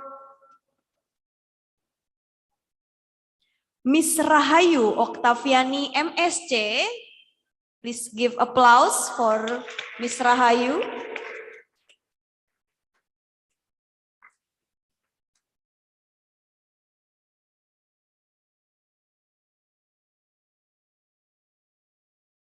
Okay, let's take a picture together, Dr. Susan. And oh yeah, sorry. Last to our moderator, Ibu Dr. Sri Endarti Rahayu MSI. Okay, this is the certificate.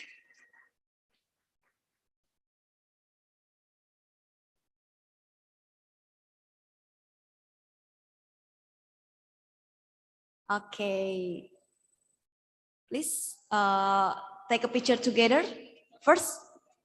Yes, Dr. Susan, Miss Rahayu, and Dr. Sri Endarti.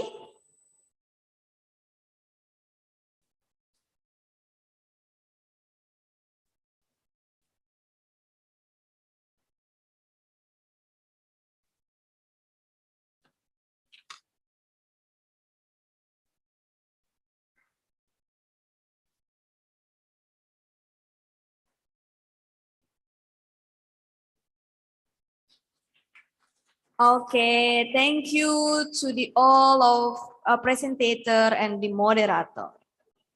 Please sit back again.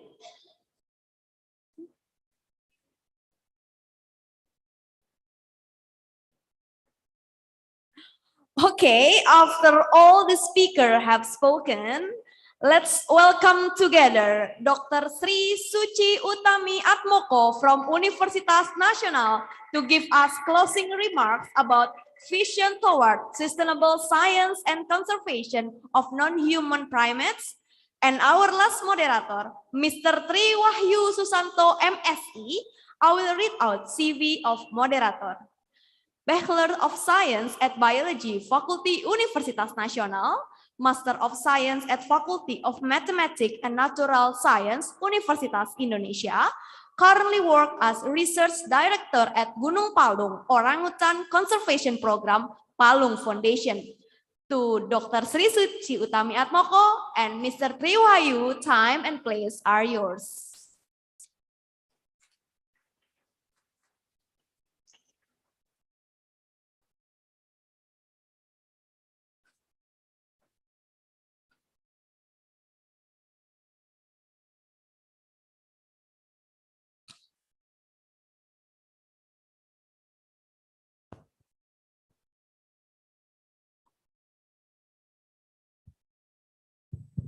Check. Okay, thank you very much for the moderator, for MC, I mean. Good evening for everyone in this room and also in the online from Zoom room. Hopefully you are still awake and still spirit to following this event. And then, okay, I will ask to Ibu Suci to join with me on the stage.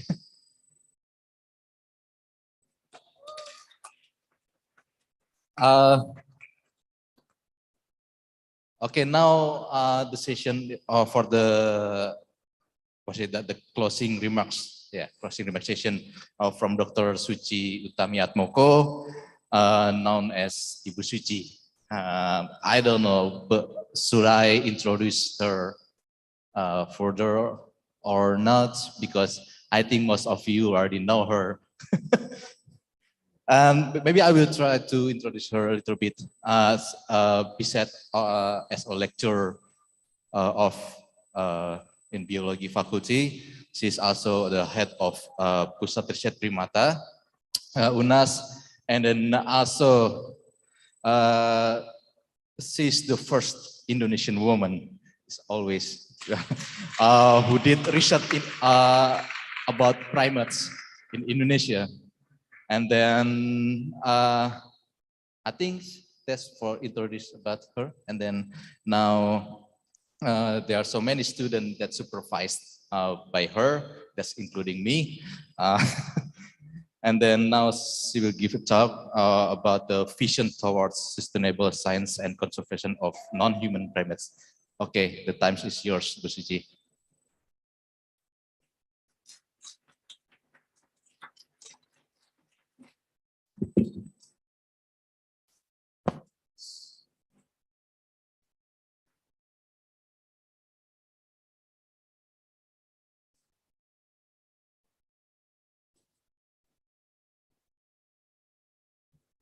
Halo, oke. Assalamualaikum warahmatullahi wabarakatuh. Good evening, everyone. I was really happy to be here with all of you in here. It's such a honor for me that finally, after we stopped because of the COVID, that finally we meet each other again. So first of all, I want to thank all the presenter because this is really amazing day for us here in Universitas Nasional. We learn a lot, and still, even though we have this COVID, somehow there is still many news about this research with the primates here in Indonesia. Before we close this event, that Pak Tatang asked me to give kind of like a summary of the presentation of the research that you present today. So, sorry, excuse me. I will begin. Oops.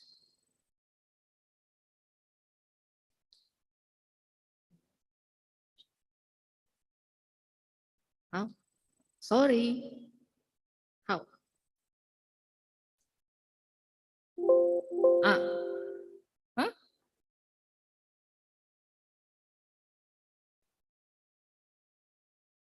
I'm sorry. Okay. Today we've been listening from all the topics that are not only with the orangutans, with the great ape, but then lesser apes, and then the macaques from Sulawesi. It is kind of like representative some of the primates in Indonesia. And we knew that the primates Indonesia is the biggest number of species primates in Asia.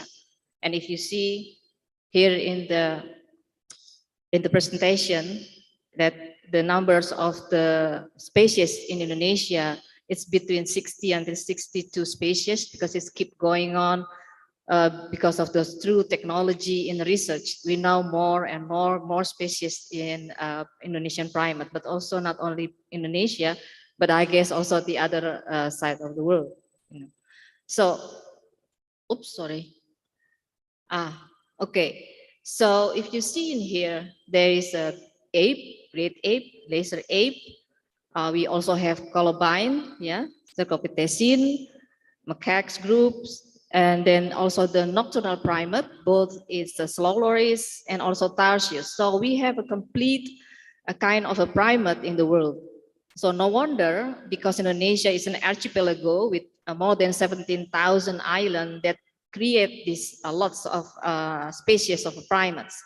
So we are rich with the species. We are rich with the diversity. But how about the research itself? Yeah, then I will talk about that as well. So here in Indonesia, we have an association of Indonesian Primate Association that led by Dr. Didi Prastyo. You already know him by today as well, yeah. And then we also have Orangutan Indonesian Forum that led by Dr. Adrianto Priyajati. That body is also supporting for the conservation work that collaborate with many stakeholders to support the conservation and research work here in Indonesia. So it show you as well that we're not only working with the research, but also with other things to support the conservation. So basically the research should support the conservation of the species. That's what we believe that. So if you see in here as well, the Indonesian primates that consist around 60 to 62 species. In 2017, we learned as well there is some at least 3 species, 3 new species, but actually it's not new species for the Pongo tapanuliensis, as already explained by Dr. Puji this afternoon. That actually the species is there, but the name it's changed to be Pongo tapanuliensis. As if you see in here, based on the conservation status in IUCN, from those 62 species, this 9 is in critical condition, and around 19 it's in endangered. That's including the gibbons. Yeah, so all the gibbons is in endangered status.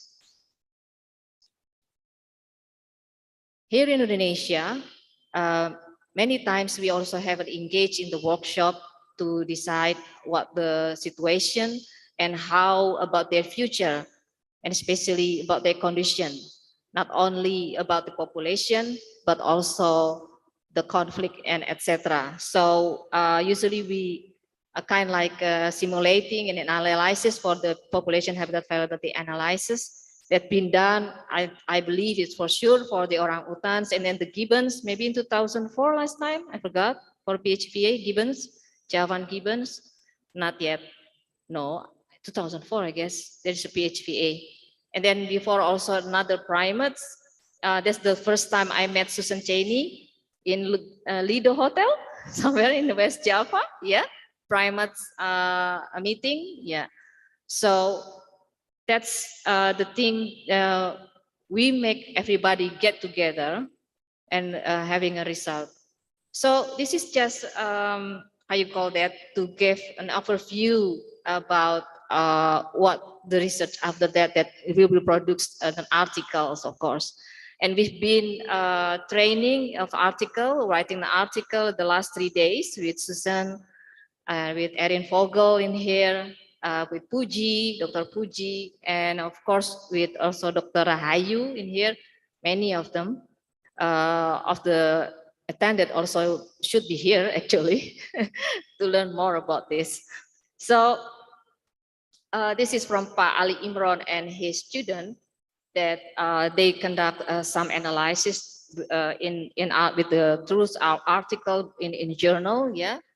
That's this number that the, how you call that, the research in Indonesia, it's most of them it's will be published in article, yeah, and some of and then also the meeting abstract, which means if you see the meeting abstract is quite a lot, it doesn't guarantee that will be the article in the end.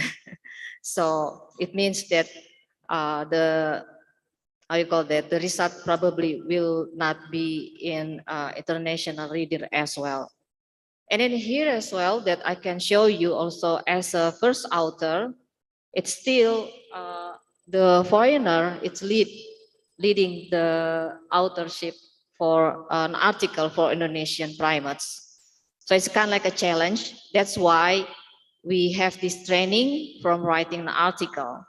And I bet that it should be doing again in some other time, and probably in other places as well, you know. So by genus, it is also showed that, oops, sorry. By genus, it is also showed that the macaque is on the top of it, you know, and maybe probably because macaque is much easier to be followed, much easier to collect the data, but probably some other people think, oh, not so easy like that, yeah. But for sure, they are everywhere, yeah, because so many macaque species in Indonesia, especially in Java. If you want to see macaques, I mean the wild macaques, you just go to Cibubur. That's in East Jakarta, by the way.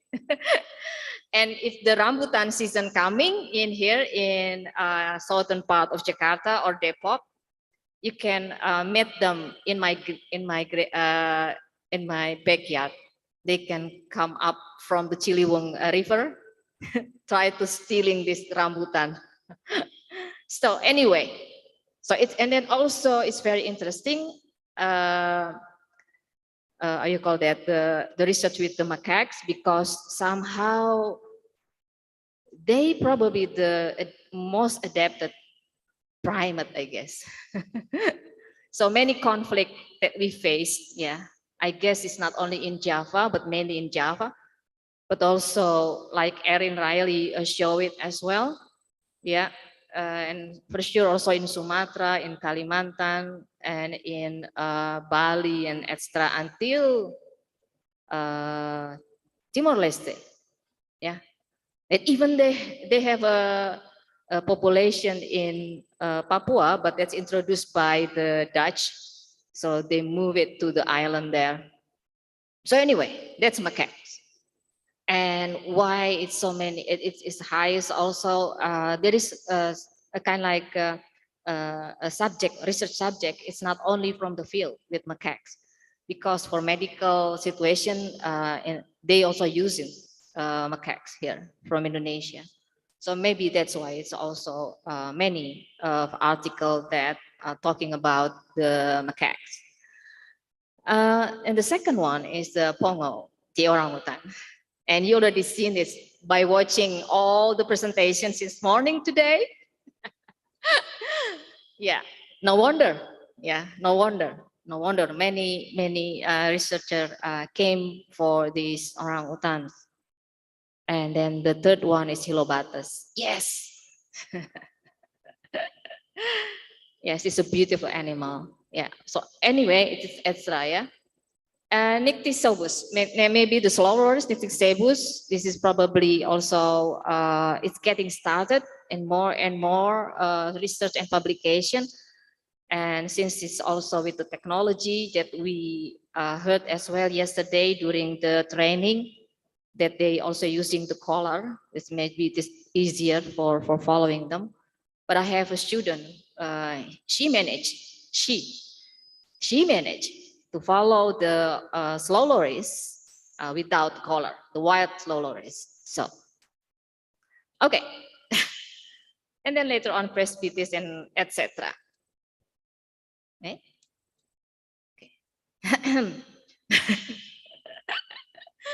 Okay, this is just an example why the orangutans is so interesting for many students or even professor around the world. Yeah.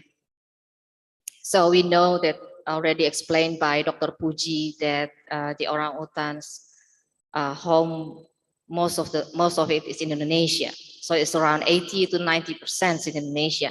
Even in Malaysia, it's the part of Borneo. It's not in the peninsula. And as you see in here, it's so many research sites. No wonder. So many research sites. Why? I think part of that is already explained by Dr. Puji. Many of that's already explained by Dr. Erin Vogel, Dr. Cheryl Knott. Yeah, we have 3 subspecies, and our relationship is very close. We share really close genetic with them. So very fascinating to how it to follow and to doing research. As Dr. Ibu Rahayu mentioned before, that actually her first dreaming is become orangutan researcher. My first dreaming is become Simakobu researcher. But I think our destiny is like a switch, yeah. And that's why I said I believe destiny, yeah. And I'm not regretted, of course. But then, as the Mbak Rahayu also mentioned that, well, okay, this is my destiny. So how and what we can support them? Probably through research and probably also to conservation work, something like that. So anyway, this map is to show you that the distribution of the research sites, and not only with the wild one, but also in the release area. So like that we heard also from Ibu Dr. Fitria Basalama before. There's only one site. The nice thing is what the things that we learn from the wild, it's now learned that to be kind of like a knowledge for the work in rehabilitation and then reintroduction places. So there is always connection. Of course, we still need evaluation, etc. Because as we heard this afternoon from Dr. Maria van Noordwijk, it is not easy live as an orangutan, because they're semi-solitary, they have a big body, big size, and have a long lifespan. Yeah, somehow they can manage their own stress. Yeah, like Ibu Erin mentioned before as well. So, okay, if you see this from the history, how it looks like from 1970, because that's when we started. Actually, 1969, yeah. That's in Mentoko, I believe, if I'm not wrong. And then later on, Herman Rijksen in Ketambe for Sumatra, and Galdikas, Biru Galdikas in Central Kalimantan for Bornean Orangutan, and keep continue, up, and then you can see how this line is going up fast until now, I guess. I think it's more now. And if you see the data resources, still wild, from the wild, yeah, for the orangutan, dominate the publication. And we know that because with the orangutan, we need the long-term data. Yeah, we listened that already. But even though we started not long ago, somehow the publication for the pre and the release or post-release is also going up now. And why? Because it's very important for doing the evaluation and monitoring. Because otherwise we don't know whether our work with this ex-rehab will be survived or not. So that's why I encourage many young researchers to doing this kind of work as well, because it's very important. So one of them is Dr. Fitria Basalama. And rehab and captive and lab probably that this is for the genetic working. The research topics, behavior. Yeah, well, we listened that from this morning. Yeah, behavior is somehow lead as a topic with the orangutan. But if you see in here, it's many topics actually. So this is to show you that how important a topic is, because when you're doing research, it's not only focused on one topic, but because it should be with many topics. And even though it's not only focused on the field, but also together with the lab, I guess this is the most important as well. when I did start following the orangutan in Ketambe for the BA, actually already start kind of like double, not only the behavior, but also physiology with hormones. Starting catching hormones. Always smelly every time I got camp. People try to avoid me and develop how to catch the urine, so etc. And then again for my dissertation. So anyway, so it looks nice, you know. So it means the interesting subject or topic for the researcher, orangutan researcher, is not only focused on one thing, but many things. And you already listened since morning, yeah. From Dr. Ari Vogel until Ibu Maria and Asri Zulfa, yeah. So it's many. Now I will show you as well. How about the gibbons? Thank you to Rahayu, Mbak Rahayu, because yesterday. Oh, sorry. I think one more thing. Sorry, one more thing. The authorship region. It's still. This is first author, yeah. It's still dominated by the Western.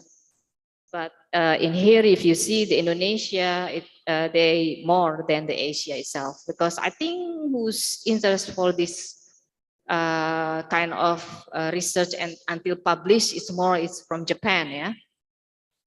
With the orangutan, it's more Japan, and then I think they have more focus also in Kinabatangan, in Danum Valley, yeah, somewhere like that, yeah. Very little in other Asia country who's coming or interest to follow the orangutan or doing this research. Now, thank you from Ibu Rahayu.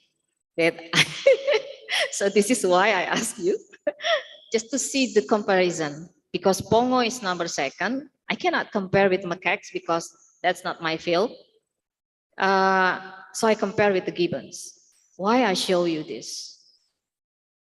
If you see the graph on below research topics, I showed it. I tried to compare it with the orangutan. So many blank topics, or we miss it in gibbons. So this is just kind of like an example. The gibbons, the 3rd rank, yeah, still like this, you know.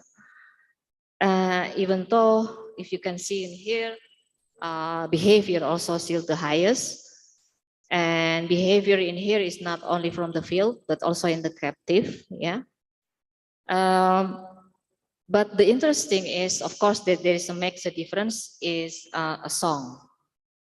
So you can see in here, because gibbons have a beautiful song, and they have also how you call that, reason behind it, yeah, for their strategy. I guess it's both for ecology and reproductive strategy. And as already what show before also from Dr. Susan and Ibu Rahayu, you can see from different side, at least, and different kind of habitat, because Sebango is pitsum, isn't it? And then Rahayu in Citalahap, it's lowland, a bit hilly, something like that. No, huh? Mountain, yeah. So it's even extreme mountain, yeah. Oh yeah, of course, because Citalahap is even more 1,000 dpl above sea level. Okay. So anyway, so this is really nice, you know, and I think it's also still interesting to see the comparison. For example, like yesterday as well, I learned from one of the train attendee that she's doing research in a fragmented area of Javan gibbon. That's really fragmented area. When I saw the map, it is really interesting how these gibbons, as how you call it, arboreal with brachiation, things like that, manage to live in such fragmented area. So it's very interesting. Unfortunately, she only doing research for only 20 days, something like that. But those kind of research that we need now. And why? I will go later on. But anyway, if you compare again to see this outer ship region is almost the same. But between Indonesia and Asia is all it's the same. Maybe because this in Ibu Rahayu area, that's the research led by the Korean. So maybe that's why many of articles are produced by her. My apologies, Bu Suji, can you make it faster because you have time 1 minute more? Oh my God. Okay. Sorry. Okay. Thank you. Anyway, oops. Well, this is the research subject. We can already learn from that. Okay, now go to the conservation. We have a PHPA in 2016, and we use all this information of the PHP Orangutan PHPA 2016. We use many of data from the field, not only population and distribution, but for example, demographic. We use the life history data because we need how you call that to analyze this. Yeah. So in Indonesia and Malaysia, we have meta population now 39, and then we divided based on which one is that can be continue for 100 years later or even 500 years later. Yeah. Oops. Hey. Hello.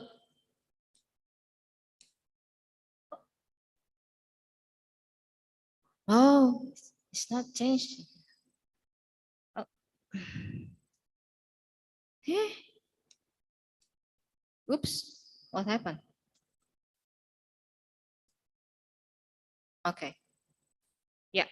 So we've done also based on the research that there is a research application, not only for the information, but also for the conservation, and they even went for to developing this action plan, yeah, strategy or action plan.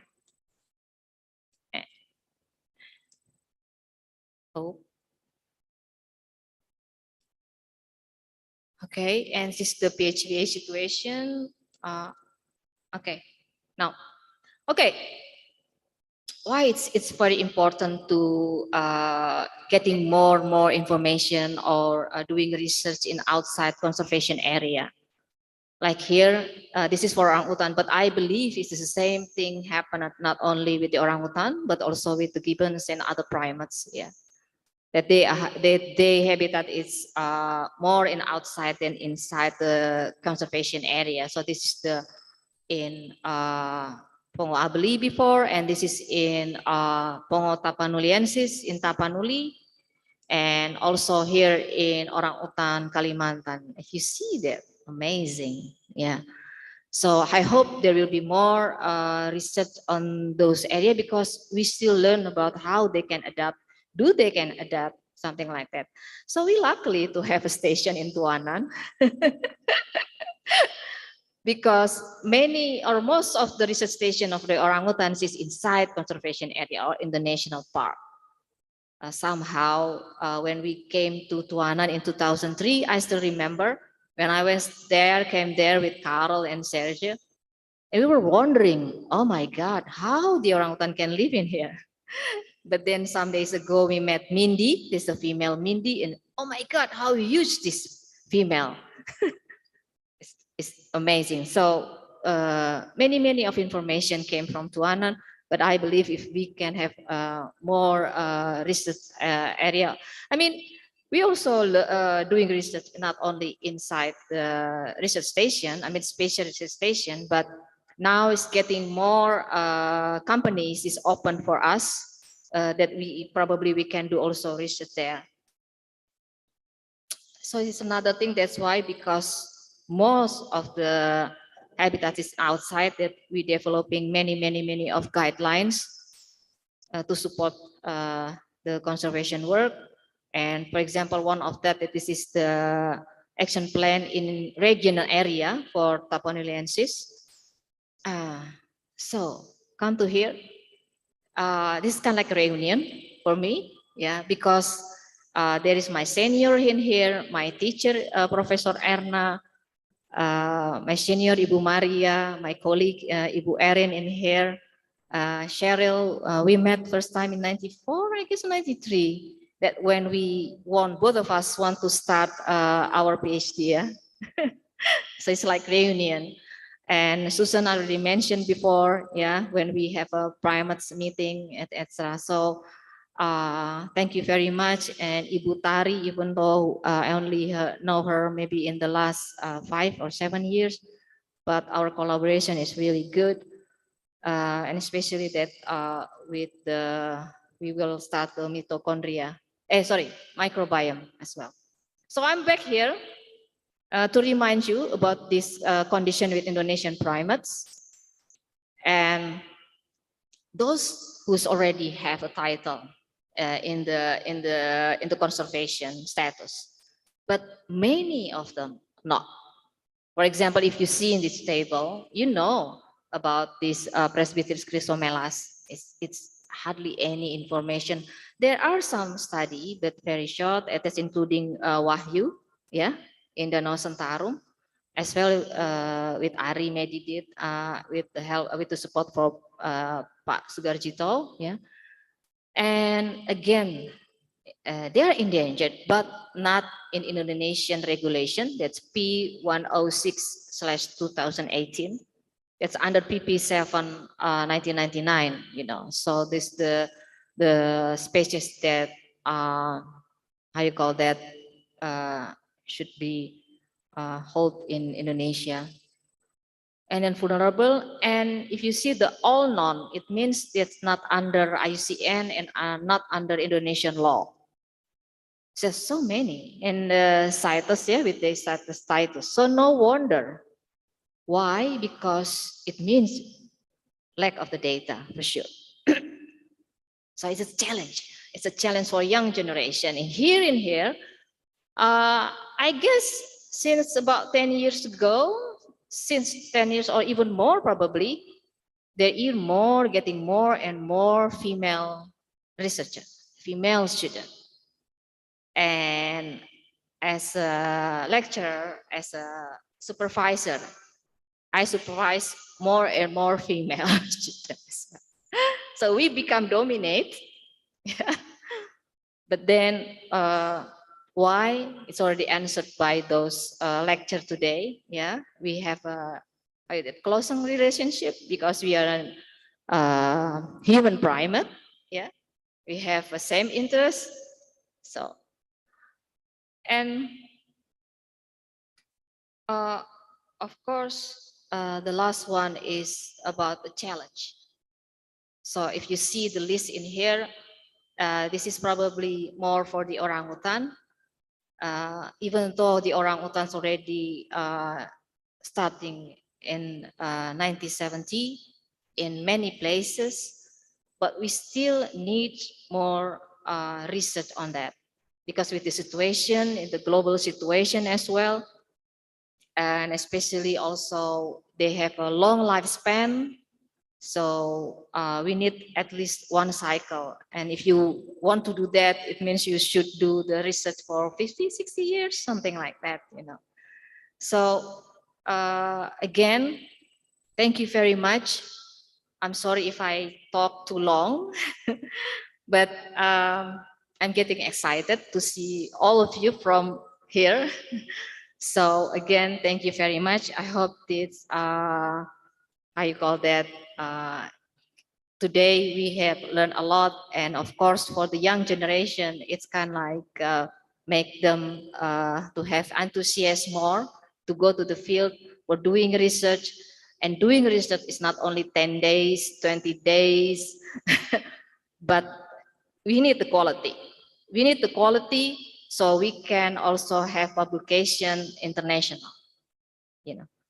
And not only publication, because we also work not only for research, but for the people around there. We need to educate them. We need to educate all the people here in Indonesia and around the world about our lovely primates. We are so rich with primate diversity, and that's also make us to have a big responsible to save them, to learn about them, and this is also actually in the end is for human, for us. Thank you very much. Okay, thank you for Ibu Suci. This very interesting for the information. And then I think it's 30 minutes is not enough for her to give a talk. And then now we know about the publication, and then it's not surprising because like is my note, like 87% for the publication is coming from the Western people, but only 9% the authors from Indonesian. But hopefully we can produce for more publication from Indonesian researchers. And then I will give it back for the moderator. Thank you very much and good evening. Okay, thank you to Dr. Sri Suci Utami Atmoko and Mr. Tri Wahyu Susanto, MSI.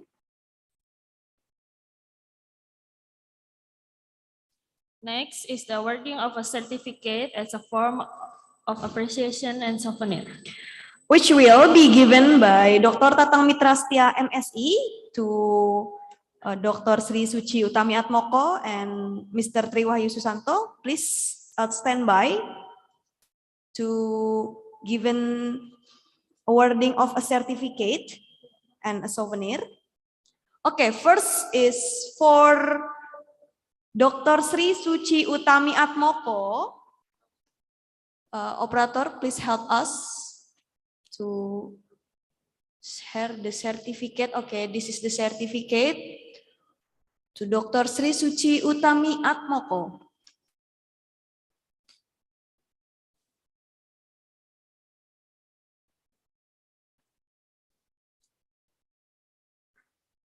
Okay, please give applause.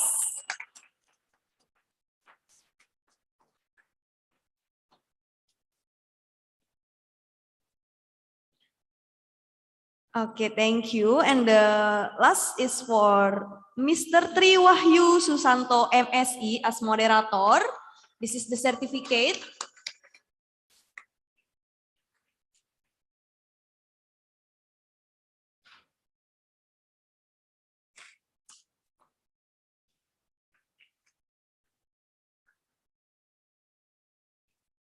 Okay, thank you. And next.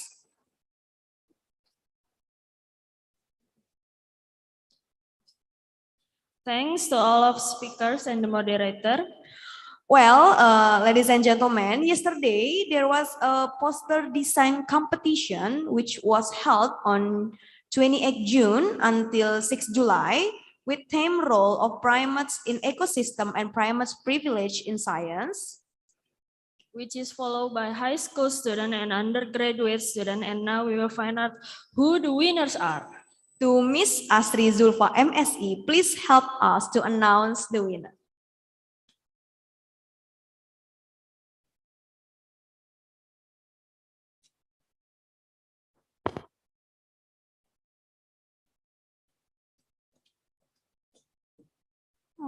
Okay. There is over like 50 poster was submitted to this competition. The participant is from Java, from Sumatra, Kalimantan, even also from Sulawesi. So thank you for our participant that join in the competition. So we have like 3 winners from the student and 3 winners from the undergrad student. I will call the name. First from the high school is Sahrul Effendi. For the score is 171. He's from SMK 3 Surabaya. And the second is Lutfania Putri Novitasari. The score is 170. Yeah, from SMA 11 Surabaya. And the third is Reski Suliasti. For score is 166. He's come from SMA 6 Bone, yeah, from Sulawesi, yeah. This is the poster that on the first winner, and then the winner from the undergrad student, we have Muhammad Hanif Rahman with the score 173 from Universitas Jenderal Sudirman. The second place is Seno Wicaksono with the score is 166, come from Universitas Nasional. And then third place is from Muhammad Giovanni with the score 162 from Universitas Pendidikan Indonesia in Bandung. That's the winner. The committee will contact you via number that you submitted. I would like also to thank to the judgment, yeah, from Media Indonesia and also from Pusat Riset Primata Universitas Nasional. Okay, thank you.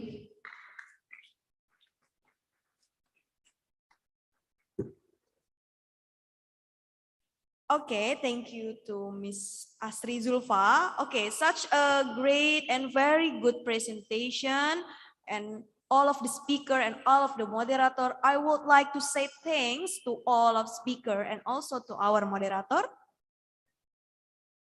And finally, we get to the last session in this event. Before that, I would like to say thanks to Rutgers University, Oxford Brookes University, University of Arkansas, Zurich University, and thanks to Boston University, Yayasan Orangutan Tapanuli Indonesia, Universitas Nasional, all of media partner, all of speakers and moderator, all of audience, and all of the committee. As the master of the ceremony, we wish what we conducted will be useful for us. Ladies and gentlemen, if in guiding this event we made mistakes or offend someone here, please forgive us and see you in the next event. Wassalamualaikum warahmatullahi wabarakatuh.